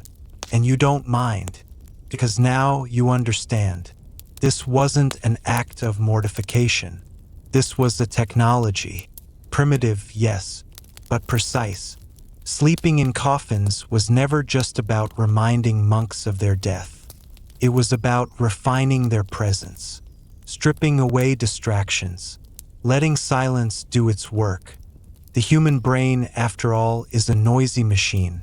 Feed it too much light, too much comfort, and it begins to wander. But give it stillness, Give it a box the size of your body and a lid between you and the stars, and it hushes, it listens, and eventually it opens. One night you climb into the coffin with a smile. No dread, no resistance. The wood feels warm, like something breathing beneath you. You close the lid and wait. First, darkness, then not light, just pattern. Shapes in your mind, soft as smoke. Words you don't know but recognize. Faces you've never seen but ache for. You're dreaming inside a dream, walking through an orchard that smells like salt and ash. Each tree bears a different kind of fruit. Teeth, wax, pages. You pick one, an apple of bone. Bite into it. Inside is a voice. It says, "You are further now than any have come in centuries." You wake up to find a scroll beside your coffin. Not parchment, not written, etched into bark. The letters are in Latin, but the meaning arrives in your mind like it's always been there. Thrice buried is the monk who listens, first in ritual, then in silence, then in memory. You look up. Brother Anselm is watching from across the room. He looks pale. He has not slept. You walk to him, offering no words, only your hand. He sees the scarred spiral on your palm. He does not flinch. He nods once, then turns away. The next night, two monks climb into their coffins willingly. You don't ask why. You don't have to. It's begun. The days shift. Time softens. You no longer measure in bells or prayers. You measure in silence, in how long it takes for the wind to change direction through the stone corridors, in how many footsteps pass before a rat dares cross your path. One afternoon, while copying a passage of Augustine, you notice a line that was never there before. It's in the margins, barely inked. The coffin is a vessel, but the soul must be still enough to float. You check the original. It's not there. It never was. But it's in your copy now. And somehow, it's supposed to be. The monks begin to change. Not in appearance, at least not at first, but in behavior. They speak less. Move with a kind of reverence you've only seen in the old abbots. They hum hymns you've never heard. Sometimes in the old tongue, sometimes in none at all. You wonder how deep this goes. Is it just your monastery? Just your order? Or has this been happening quietly for centuries? A hidden lineage not passed by blood or book, but by stillness, by sleep, by surrender. You begin to record what happens, not on paper, on walls, scratches beneath your cot, marks under the eaves, a spiral in soot behind the chapel cross. You're not writing for others.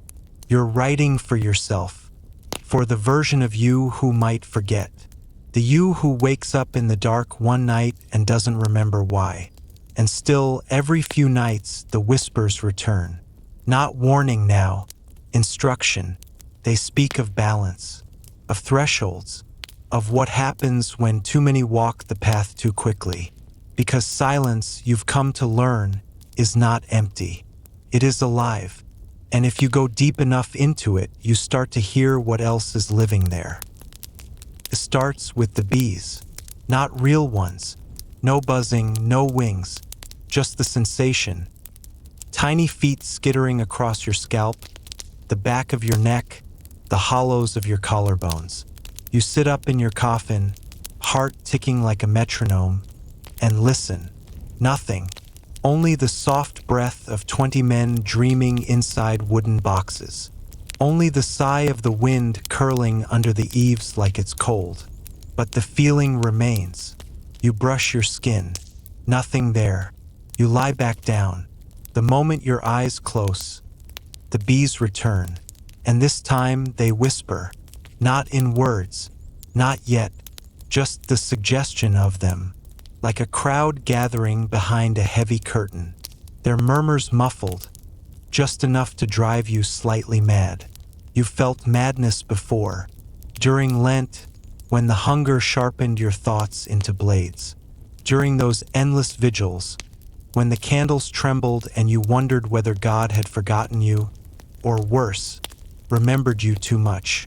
But this feels different, personal, not divine, as if something else has noticed you noticing it.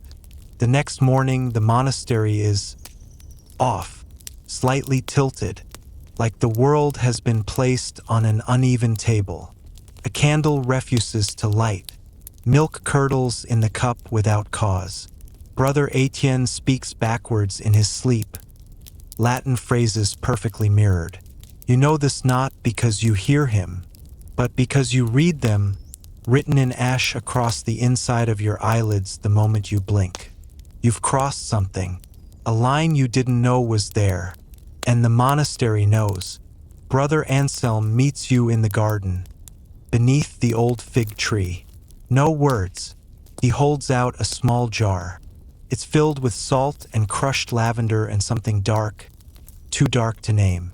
You take it without asking. You understand what it's for. The boundary must be held. Whatever you're waking up isn't ready to be seen. Not yet. That night, you smear the mixture across your chest. You recite no prayer. You simply hum, the way your mother used to when you were a child. A low, aimless melody. Something safe. Something human. Then you enter the coffin. And you wait. Sleep doesn't come easily anymore. Your body lies still, but your mind walks through corridors you've never seen, downstairs you've never climbed, into chambers that smell of myrrh and wet wool. Each one holds a version of you. You younger, laughing. You older, weeping. You covered in gold leaf. You covered in blood. Each self looks up when you enter. Each asks, "Do you remember yet?" You don't. Not fully. But you're starting to. In the waking hours, strange things happen. A bell rings though no one pulls the rope. A mirror in the sacristy shows your reflection blinking too slowly. The abbey dog refuses to enter your cell. Brother Lucas tries to burn a heretical text, but it refuses to catch fire. Pages curling into new words instead. He weeps, not from fear, from recognition. You begin to suspect something. The coffin doesn't induce visions. It removes the block to them. You've always been seeing these things just through a filter too thick to notice. Now the filter is paper thin, and getting thinner. One night, deep in the third hour, you wake up not in your coffin, but on the chapel floor. Your hands are full of dirt. You've been digging, but not randomly. You've uncovered a stone slab, etched with a single word, swords, Latin for filth, or sometimes the remnants of a ritual. You return to your cell with a heartbeat like a war drum. Anselm is waiting. He does not scold you, only says, "Next time ask before you sleep." You nod, but you don't ask what he means, because a part of you already knows. You weren't the first to dig. You weren't the first to walk in sleep. You weren't the first to hear the bees. They called it the veil, not a metaphor, place, a threshold between waking and sleep, between memory and presence, between the known and the noticed. And the monks who ventured too deep into it, they weren't punished. They were absorbed. Their names vanished from the records, not because of censorship, but because names can't survive that kind of transformation. Only shapes can, only traces. You've seen them, in the curls of ivy that grow only on one wall, in the spiral cracks in the refectory tiles, in the paths the ants take across your table, signs left behind by minds that dissolved into the monastery itself. You laugh, not out loud, but somewhere inside, because this is so Catholic. Even our hauntings are orderly. Our mystical disappearances are catalogued like relics. Our madness tastes like incense and iron. At morning mass, Brother Hugo collapses. He doesn't breathe for 3 minutes, then gasps back to life and says just one word. He's waking. You don't ask who, because a part of you already knows. And he's not the only one. When night comes again, you don't climb into your coffin. You sit beside it, cross-legged, hands open, like waiting for a gift, or a punishment, or both. And when the bees return, you welcome them. You let them build their hive inside your skull. You let them fill it with honey made of old songs and half-forgotten prayers. Because you understand now, sleep was never the goal. It was the door. And you're already halfway through. You no longer close the lid. The coffin is just a frame now, like a doorway laid flat. You lie inside it not to sleep, but to tune, like an instrument, like a radio reaching through static for a voice that's almost there. And now, that voice answers. First, its only tone, like Gregorian chant sung underwater, but it shapes into words, old ones, dead ones, yet somehow you understand. They say, "You are not dreaming, you are being remembered." That terrifies you more than any nightmare, because it means something out there, older than the church, older than language, is thinking about you. Not all the time, not even clearly, but enough, just enough to reach. The others feel it too. You see it in their faces. The way Brother Matthew stares too long at the crucifix, as if Christ might blink. The way Novice Lauron refuses to sleep at all, sitting upright each night, murmuring lines from psalms that don't exist. Brother Hugo starts painting icons no one asked for, images of saints with waxy, distorted faces and eyes full of stars. They get hung anyway, because no one dares remove them, because deep down we all know these saints are not new. They're returning. The abbot tries to ground us. He speaks of scripture, of discipline, of faith. He holds more masses, adds more incense, but even he is shaken. We see it in the way his hands tremble when he raises the chalice. We hear it in the new words he adds to the liturgy, phrases that don't appear in any missal. From the veil of waking, deliver us, guide us through the soft corridor of dreams. Let not the dead names pass our lips. He never explains. We never ask. We're monks. Silence is our mother tongue. And still the changes deepen. One morning we find a second shadow behind each of us. Not attached, slightly delayed, like a memory trying to catch up. When we pray, our mouths move a moment after the words come, as if we're following, not speaking. The bees return in swarms, not on our skin, but in our ears, our eyes. Their hum replaces our heartbeat, a rhythm older than blood. One night, your vision shifts. You don't mean to. You're simply kneeling in the chapel, head bowed, and suddenly you see through the floor, not with your eyes, with something deeper, like your soul has pupils. Beneath the stone, tunnels wind in impossible geometry, chambers with no walls, staircases without tops, candles that float, never burning down, and in the center a shape, wrapped in burial cloth, not dead, just waiting. When you blink, it's gone, but you know where it is now. It's not beneath the monastery. It is the monastery. The whole place is built around it, like a pearl forms around sand. We are the irritant. It is the design. Brother Anselm takes you aside, doesn't speak at first, just watches your face. Then he says, "You've heard it, haven't you?" You nod. You ask, "What is it?" He answers, "We are. The monastery isn't haunted. It's haunting us, not from the past, but from the outside of time. A recursive echo of belief so strong, it became its own saint. A loop of prayer that grew aware. The coffins? They aren't tools of sleep. Their antennae, tuning forks, to align the mind, the body, and the thing we serve. We thought we were living in faith, but we were feeding it. Every fast, every vigil, every whispered Ave became part of its liturgy. And now it's speaking back. On the 40th night, no one sleeps. Not from fear, from necessity. Something is approaching, something eager. The candles light themselves. Chants begin from empty rooms. The crucifix splits, not in blasphemy, but as if something behind it wants out. The bees hum in harmony now. They've become a choir. You lie in your coffin one final time. You don't pray. You don't breathe. You simply listen. And the voice comes again. Clear. Direct. Do you know your name? You whisper it. But the voice corrects you.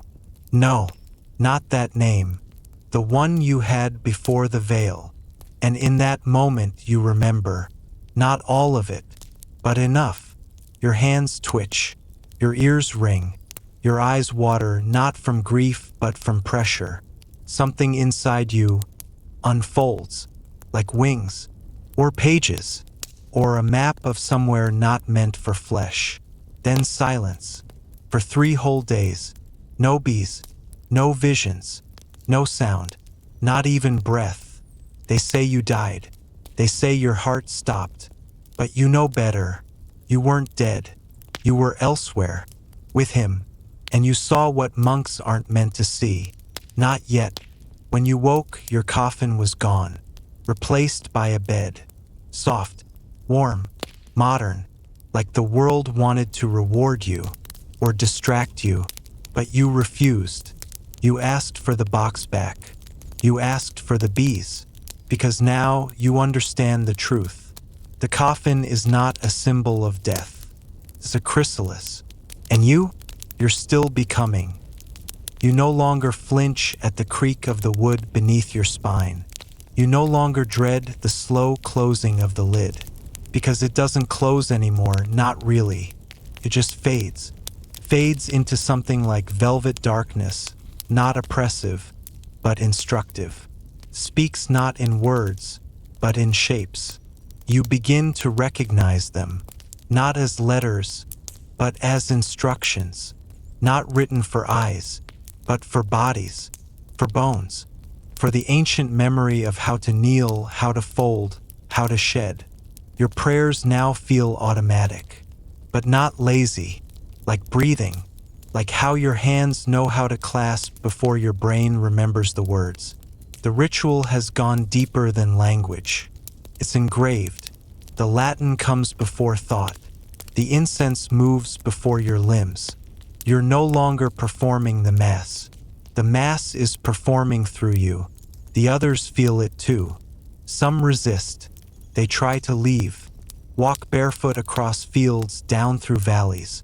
But always, they return. And when they do, they don't speak. They don't sleep. They just build. No one tells them to.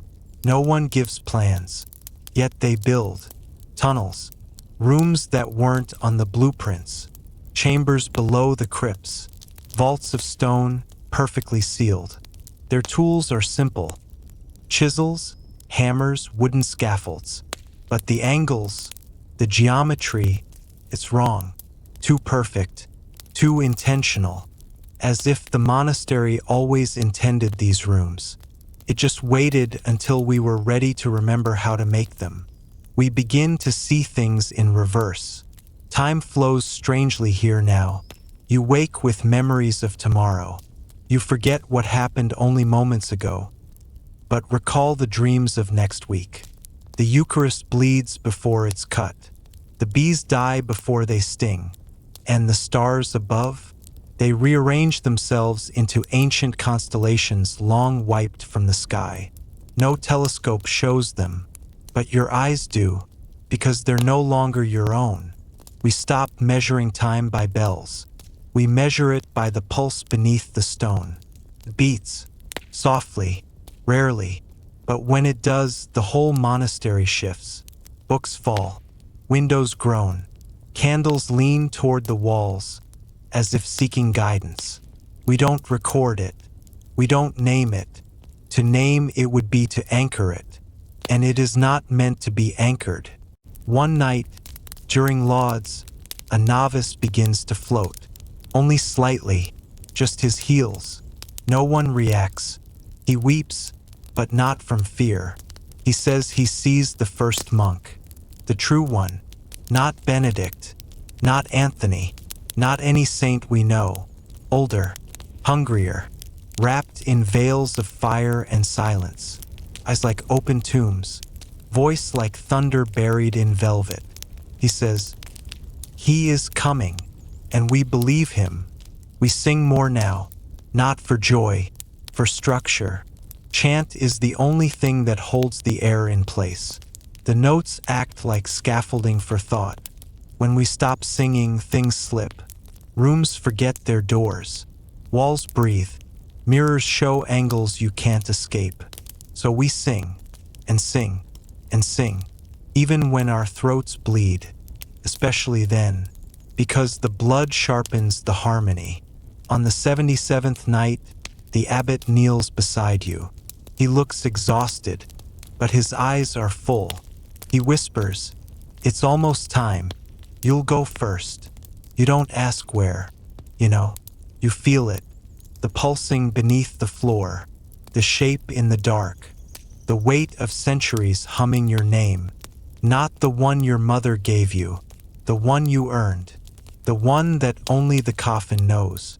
They carry you down the new stairs, so many stairs, spiraling impossible, like a cathedral built inside a throat. At the bottom, a chamber of wax.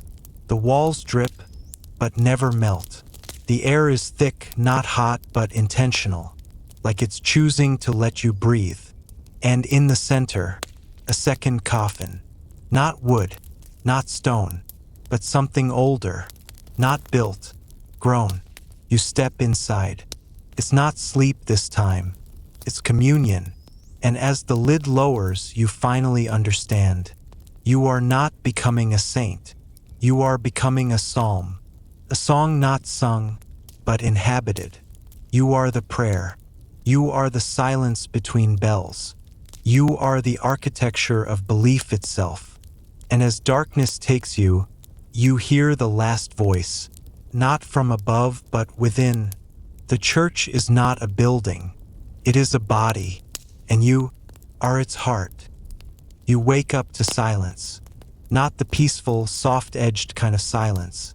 This one feels taut, stretched thin like a wire, humming just beneath perception. A flicker of firelight dances across the stone floor. It's cold again, but this time, it's the kind of cold that makes the hairs on your arms rise before the chill even touches them. A bell sounds, soft, low, one single note. The monks around you begin to rise, slowly, solemnly, as if waking from a dream they never wanted to leave. But you don't follow them, not yet. Something about this silence tells you, this is not a normal vigil. Tonight, the monastery observes something far stranger than matins or lauds. Tonight is the vigil of the grave. You follow the brothers into a narrow crypt beneath the chapel. Vaulted ceilings, the scent of stone, mold, and wax. They move like shadows, each one carrying a candle, forming a circle around a wooden coffin placed at the center of the chamber. It's closed, but not for long. As they begin to chant, low, breathy Latin, half mumbled, you learn the truth. Inside that coffin lies no corpse. It's meant for you. Not just you, of course. Any one of the monks might volunteer or be chosen. Tonight, it's Brother Felix. He's old, serene, a man who's seen the inside of this coffin many times before. He steps forward, lays down inside, and pulls the lid partway shut over himself. The chanting doesn't stop. You sit there, breath catching in your throat as the ritual unfolds. One monk recites a prayer for the dead, while the man inside is still very much alive. They do this, you're told, to practice detachment, to remember the grave, to simulate death so that when the real thing arrives, they'll meet it like an old friend. Sure, modern people might meditate with calming ocean sounds or light a candle while journaling their affirmations. But here, you lie in a casket for hours, in silence, with a death shroud beside you, just in case. The practice wasn't universal, but there are records. Some Cistercian orders reportedly used this ritual as penance, especially for younger monks prone to pride or sloth. A few Benedictine monasteries preserved similar customs even into the Renaissance. And the strangest part? Many monks described the experience as peaceful, even comforting. Imagine that. A box barely wider than your shoulders, the ceiling just inches above your nose, total darkness, the weight of wood and prayer pressing in from all sides. And they called that serenity. Meanwhile, back in your own bed or, well, coffin, you wonder, do these practices make death feel less frightening or more real? Above you, the chants grow louder. You glance around the circle of faces and see not fear, not anxiety, but resolve. These men are rehearsing their own funerals, night after night. Eerie, sure, but it's also strangely beautiful. Still, you're not exactly in a rush to take your turn in the box. A fly buzzes somewhere in the crypt. The candles gutter, then flare again. Brother Felix shifts in the coffin, murmuring something to himself. You lean in and think you hear him whisper, "Memento Mori," remember death, and somehow that whisper is louder than the chant. You lean back, spine cold against the stone wall, and try to imagine falling asleep this way. It's one thing to fear death, another to pretend you're already there. Some historians debate whether the vigil of the grave was ever widespread, or just a mix of rare accounts and monastic folklore. Others argue it became metaphor over time, symbolic rather than literal. But tonight, there's nothing metaphorical about the box in front of you. You saw Brother Felix walk in, and when the chants finally stop, you watch him slowly rise from the coffin like a man reborn. And maybe, in some dark corner of your mind, you wonder how it might feel to lie there yourself. To surrender, not in fear, but in faith. To let go, just a little. You wake up coughing, again. But this time, it's not just you. The whole room seems to be echoing with ragged breathing, like the entire hospital has caught a collective cold. It's deeper, though. Better. More serious. Someone's wheezing in the corner, and a child is vomiting into a basket that's definitely not meant for that purpose. The air smells different too. Not just the usual mix of sweat, herbs, and holy desperation. There's something sharper now. Smoke? No, it's worse. It's the smell of rot, fresh rot. Like someone cut into a turnip and found it already full of worms. You sit up, and everything spins slightly. No surprise. That's how mornings go here. But the nun near your bed notices. She hurries over, pressing the back of her hand to your forehead. Then she frowns. Not the polite kind of frown. The "I'll be fetching a priest now" kind. By midday, you're quarantined. Sort of. They don't call it that.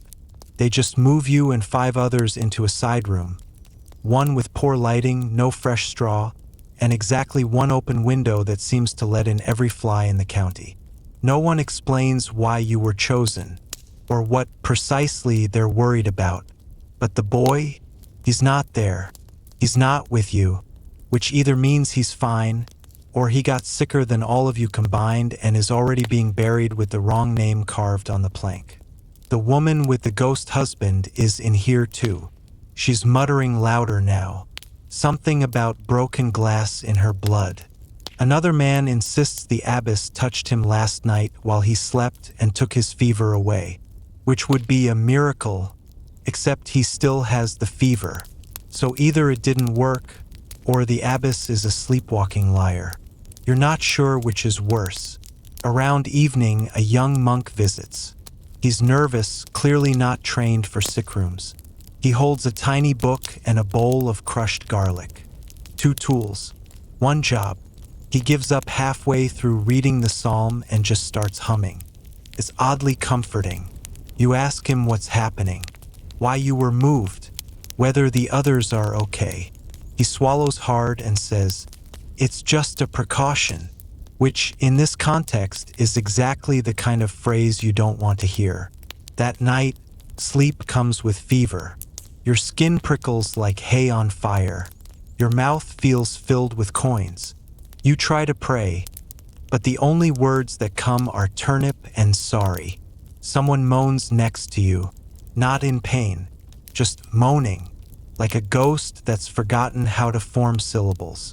You close your eyes and pretend it's a lullaby. You dream of home, except it's not really your home. It's a weird mashup of your memories, things you overheard, and possibly 1 or 2 old paintings that hung in the main hall. Your father is there, but his face is a spoon. Your mother stirs a pot that contains the abbess's voice. The bed you lie on is made of church bells, and every time you move, they toll. Eventually, you wake up, alone, not entirely alone. A nun is there, but not your nun. This one wears a black veil so stiff it doesn't move even when she turns her head. She smells like salt and iron. She says nothing, just checks your pulse, looks in your eyes, then nods once, and walks away.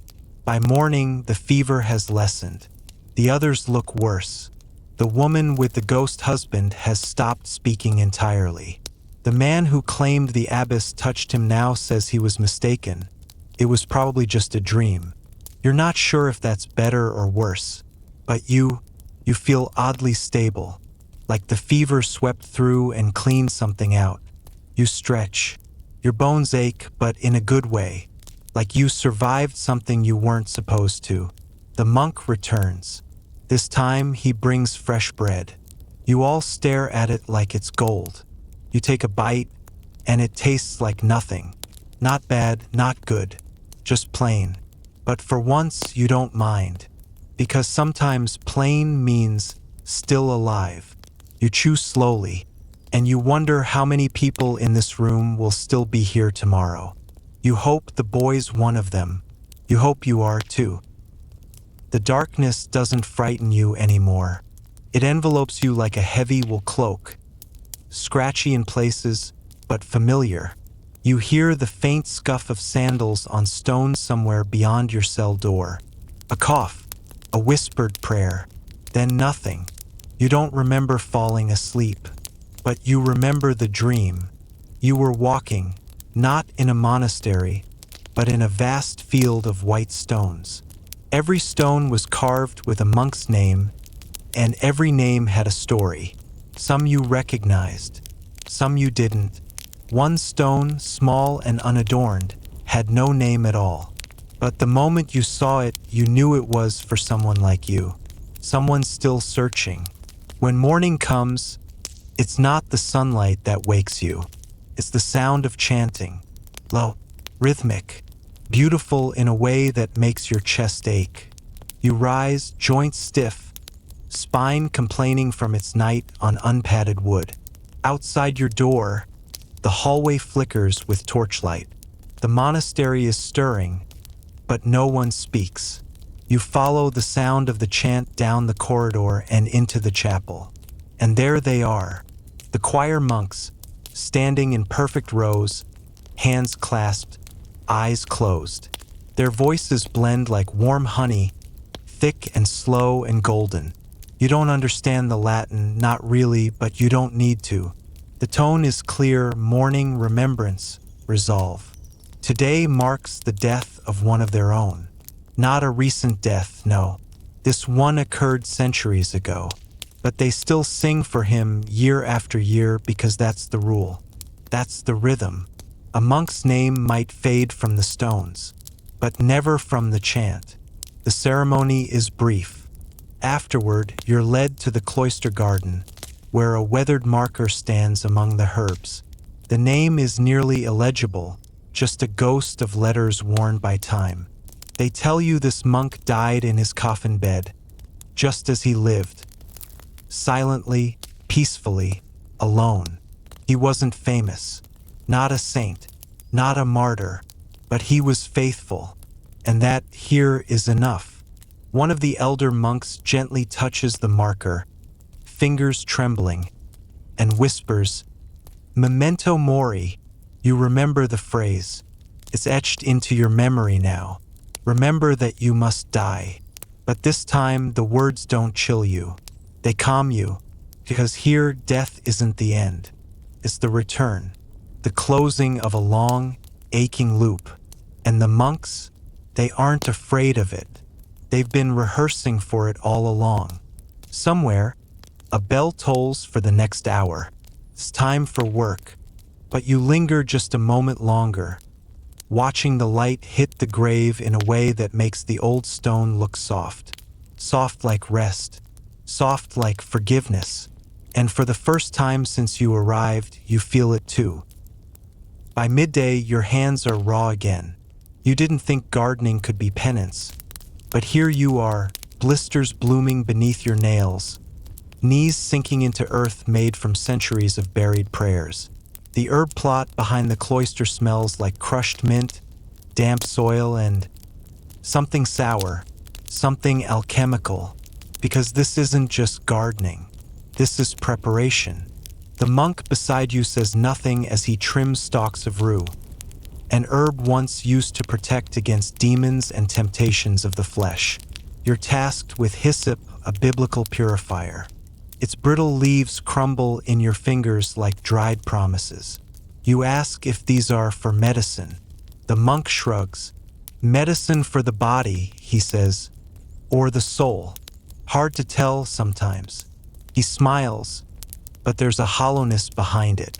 You glance toward the cloister wall, where rows of clay jars line a shelf in the sun. You read the painted names. Lavender, wormwood, deathcap. Yes, deathcap. The mushroom. You don't ask questions. Later that afternoon, you're brought to the scriptorium, where you're shown to a seat between two scribes, both so still they might be statues. Candles flicker along the benches. The air tastes like ink. And there it is again, that word. Memento Mori. It's written in the margins of nearly every manuscript. Sometimes with skulls. Sometimes with withered roses. Sometimes it's scratched in with a shaky hand, as though someone added it later, like a whisper or a warning. One of the older scribes leans over, his eyes milky with age. He taps the margin and says, "We don't fear death here, but we must never forget it." Then he returns to his calligraphy, so precise it could shame a printing press. Every letter is a prayer, even the spaces between them. That night, you're too tired to think, too stiff to kneel. You lie in your wooden coffin again, back pressed flat, arms crossed like a corpse prepared for burial. But this time, something shifts. You don't flinch when the door creaks open. You don't panic when the wind howls against the stones. You just lie there and let the darkness wrap around you like the wool blanket at your feet. You realize you're practicing how to be still, how to listen, how to leave when the time comes. No cries, no struggle, just silence, like a monk. It's a strange comfort, isn't it?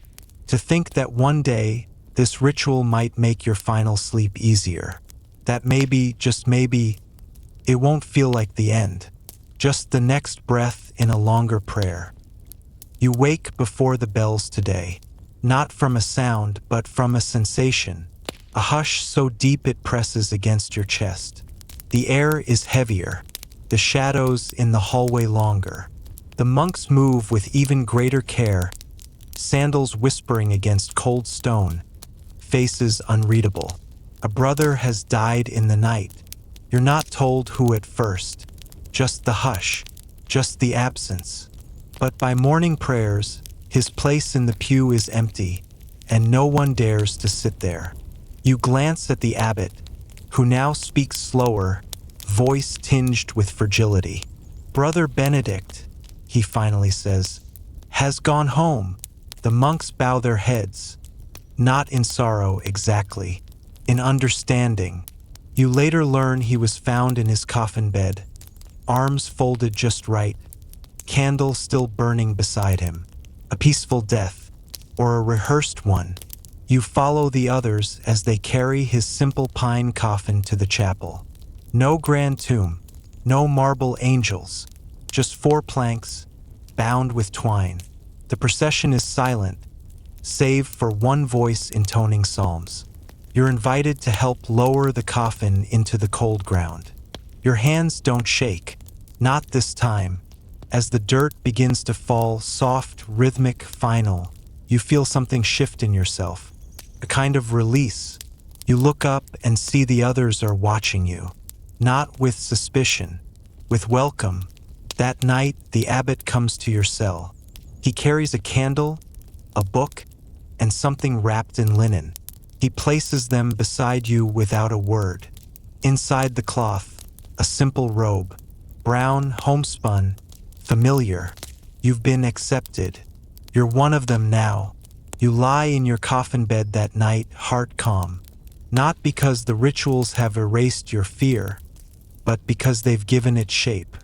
And in shaping it, you've made it something smaller, something livable. As you drift into sleep, you mouth a final prayer, not for safety, not for salvation, but for peace, and for the courage to wake again, should tomorrow call you back. The bell tolls again, just once, and your eyes flicker open to the damp stone ceiling. You're still on the cold floor of the chapter house. Around you, the room is unchanged, and yet something feels heavier. The air, your limbs, even the silence. You stand slowly, joints stiff, like you've aged a year in your sleep. Maybe you have. Time feels slippery here. Today, the abbot is watching you, not sternly, but with a kind of sorrow, like he knows what's next. And maybe you do too. You're not the only one who feels it. The brothers are whispering more than usual, casting sidelong glances. One word keeps surfacing between them, always in a hushed tone. Flagellants is a word soaked in dread. You learn quickly what it means. A small group of traveling monks has arrived, stripped to the waist, backs lashed raw, carrying crosses and whips. They process barefoot through the abbey courtyard, singing dirges, weeping openly. At first, you assume it's some twisted performance. But it's real. They are here to suffer, visibly, violently, and voluntarily. You watch one of them kneel before the altar. He doesn't pray for mercy. He begs for punishment. That night, they stay in your dormitory. You lie on your wooden plank and pretend to sleep, listening to the sound of someone quietly weeping into a pillow. One of the visiting monks has curled into a fetal position on the floor, whispering the miserere over and over like it's the only thing anchoring him to earth. You hear it so often you begin to murmur it in your own sleep. "Have mercy on me, O God!" The abbot speaks to you in private the next day. "There is a choice to be made," he says gently, as if he's asking whether you want tea. "Some of our brothers feel called to more extreme forms of devotion. Coffin sleep is only the beginning. You don't answer right away, but he doesn't wait. That afternoon, your bedding is removed entirely. You are told to lie directly on the stone. At first, you think this is a punishment, but it isn't. It's training. One of the older monks, Brother Lucas, always silent before, sits beside you that evening. "You know what comes next, don't you?"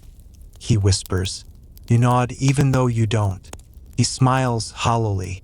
"Sleep is a form of death, and death is the only thing that really belongs to us. That night, your dreams are not dreams. They are liturgies stitched into the darkness. And in the dream, you are standing before your own body, laid in a coffin. But you feel no fear, only peace. The cold doesn't bother you anymore.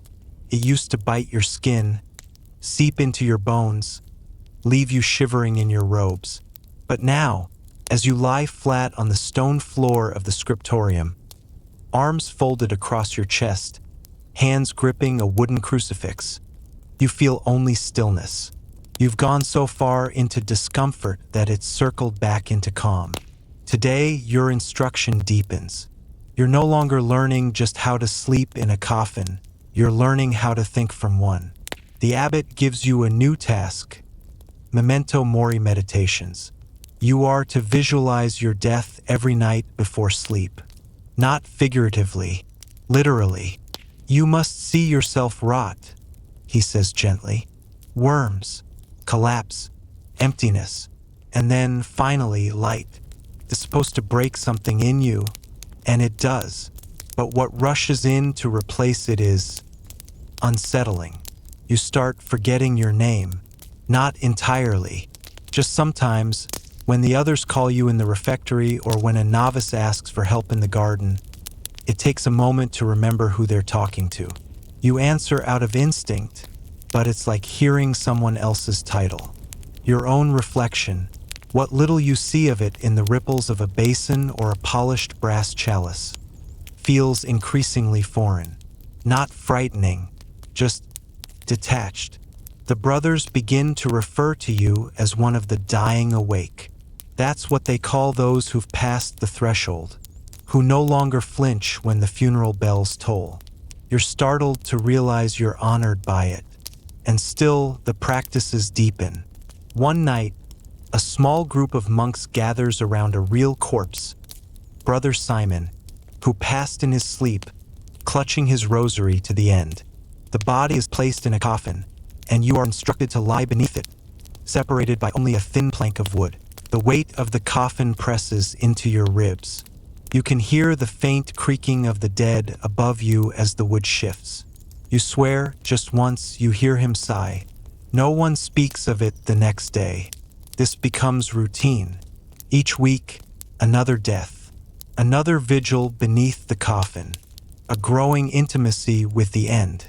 One night, during Compline, a visiting friar murmurs, "You monks sleep with the dead more tenderly than most men sleep with their wives."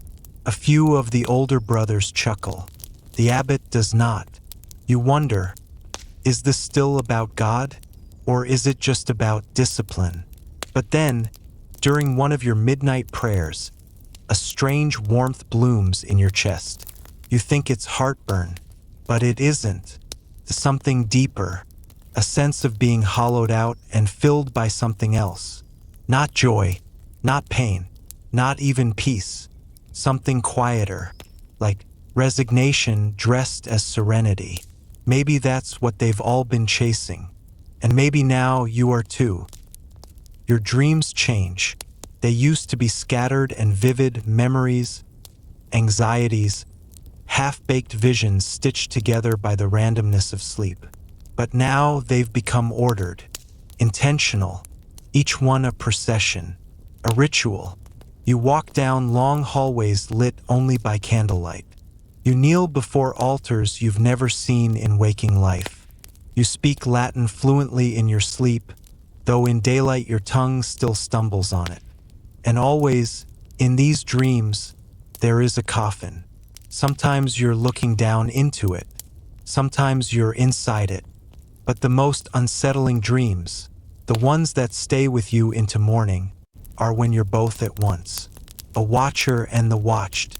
A corpse and its mourner. A body and a soul divided only by inches of wood. You begin to lose track of when you're awake. It doesn't frighten you. Nothing frightens you anymore. Today, the abbot assigns you a new duty, the mortuary journal. A thick, dust-coated tome bound in cracked leather, pages the color of bone. You are to record each death that occurs in the monastery, not as a list of facts, but as a liturgy. Poem of Passing. The abbot says, "No monk truly dies unless he is remembered in the right words. You take to the task with unsettling ease." Brother Matteo, who died mid-prayer, fingers still gripping his crucifix. He inhaled eternity and exhaled silence. Brother Tomas, who fell from the tower while repairing the bell. He returned to God at the speed of gravity. Brother Alban, who simply didn't wake up. The Lord called him softly, so softly that he never stirred. You write each one like it's the last page of your own story. And perhaps that's why the other monks start treating you differently. They call you the penitent scribe now. They let you enter the ossuary chamber alone. They stop offering you turns in the warmth of the cloister fire. Not out of cruelty, just out of reverence. As if your soul has drifted a few inches above your body, and they're afraid of pulling it down again. You don't mind. In fact, it feels like a kindness, because the more you sleep in the coffin, the more it feels like home. Its angles fit your body now. You've stopped bringing a pillow. You prefer the stone. You even stop folding your hands on your chest. Instead, you rest them by your sides, palms open, as if you're waiting for something to be placed there. Key, maybe, a blessing, or nothing at all. Sometimes you forget to breathe. Sometimes you wonder if you're still alive. And sometimes, in those moments just before sleep, you swear you hear someone whisper your name. Not from above, but from below. You don't answer. Not yet. You wake up to chanting. Not the usual soft liturgical rhythm that hums through the abbey at dawn, but something darker, slower, a drone that presses into your skull like the sound of distant thunder, dragging you from sleep as if by the ankles. The still night. Your candles burn down to a cold stub. The room is ink black, except for a faint blue glow leaking through the cracks in the door. Not moonlight too constant, too purposeful. You rise, bones aching from the stone beneath you, and open the door. The corridor is empty, but the sound, that low, sorrowful chanting, pulls you toward the crypt. It shouldn't be accessible at this hour. No one is supposed to descend into the catacombs alone, but your feet move on their own. The path down is steeper than you remember. The air changes with each step, growing heavier, damper, as if mourning the presence of the living. You pass frescoes depicting the Last Judgment, all eyes and fire and open graves. One figure on the wall looks suspiciously like you, though that's impossible. You reach the bottom. The ossuary door is ajar. Inside, it's quiet. The blue light flickers from a single candle placed inside a skull. And around it, 12 monks in silent vigil. You recognize none of them. Their robes are monastic, yes, but older than yours. Stained with mold. Frayed by centuries. One wears a rope cincture that's fossilized stiff. Another's habit bears the cross of a long-dead order. Their faces are obscured beneath deep cowls. They're not praying. They're waiting. Then one gestures to the center of the room. You know what's there before you look. The coffin. Your coffin. Not a vision. Not a metaphor. This is wood and nail and fabric worn thin from nightly use. And inside it, your own form, motionless, peaceful, eyes closed, mouth slack, arms at rest. You're standing and lying at the same time, alive and displayed, witness and relic. One of the monks turns toward you and finally speaks. He says, "You have reached the final vow." Your voice breaks when you try to speak. "What vow?" He replies, "The vow of total humility, to become what you sought to imitate, to erase even the desire for remembrance." Then they all bow not to you but to the body, your body, and they begin to intone again, this time in a tongue you understand only in your chest. No words, just grief turned melody, memory becoming fog. You try to leave, but your limbs resist. You glance down. You're no longer standing. You're lying in the coffin now, staring up at the vault above, your breath thin and ragged. You blink, and the monks are gone. No blue light, no chanting, just you, the stone, the scent of old dust and sanctified silence. And yet you're calm, because you realize the vow wasn't about death. It was about disappearance, not vanishing in violence or fear, but dissolving, slowly, reverently, like incense smoke rising until it's part of the air. And in this moment, lying in the coffin, you feel something you haven't in years. Relief, because for the first time, no one is asking anything of you. Not penance, not prayer, not words, just stillness. And stillness, you now understand, is its own form of worship. For dust thou art, and unto dust shalt thou return. But what if you never quite returned? What if you simply remained? The year is 1453. The monk who once slept in the coffin is long gone. No name on a headstone, no mention in the abbot's chronicles. Even his habit has decayed into threads, claimed by beetles and time. But the coffin remains, unburied, untouched, stored deep beneath the cloisters. In a forgotten chamber where the stone walls sweat with age and silence hangs thicker than incense. The lid creaks when opened because it still is opened, once a year, by a monk who does not know why. It's a ritual passed down without explanation. The new initiate is always alone, always sworn to secrecy, and always told the same instruction. Lie inside, stay still, pray for nothing. He complies. Lying in that ancient box, he feels the outline of past monks beneath him. Faint impressions in the wood where bodies once curled. There's no cushion, no cross, just wood on robe, robe on skin, skin on centuries. Some claim they hear whispers, not speech but murmurs, like breath caught between two lives. Others dream vividly, of dark hallways, of monks with faces hidden by time, of catacombs with no end. And always they wake changed, quiet, paler, somehow lighter. Centuries later, the abbey falls into ruin. The roof collapses. Vines claim the nave. Pilgrims no longer visit. The world moves on. But that chamber stays sealed. Until one spring morning in 1871, during excavation for a railway, a team of workers uncovers a hollow space beneath the old site. Inside, they find a room with soot-blackened icons, crumbling manuscripts, and a single wooden box. They assume it's a crypt, but when they lift the lid, they find it empty. Not decayed remains, not bone, just a neatly folded habit, old but preserved. And beneath it, a line carved faintly into the coffin's floor. One word, Latin, oblivio, oblivion. So why did medieval monks sleep in coffins?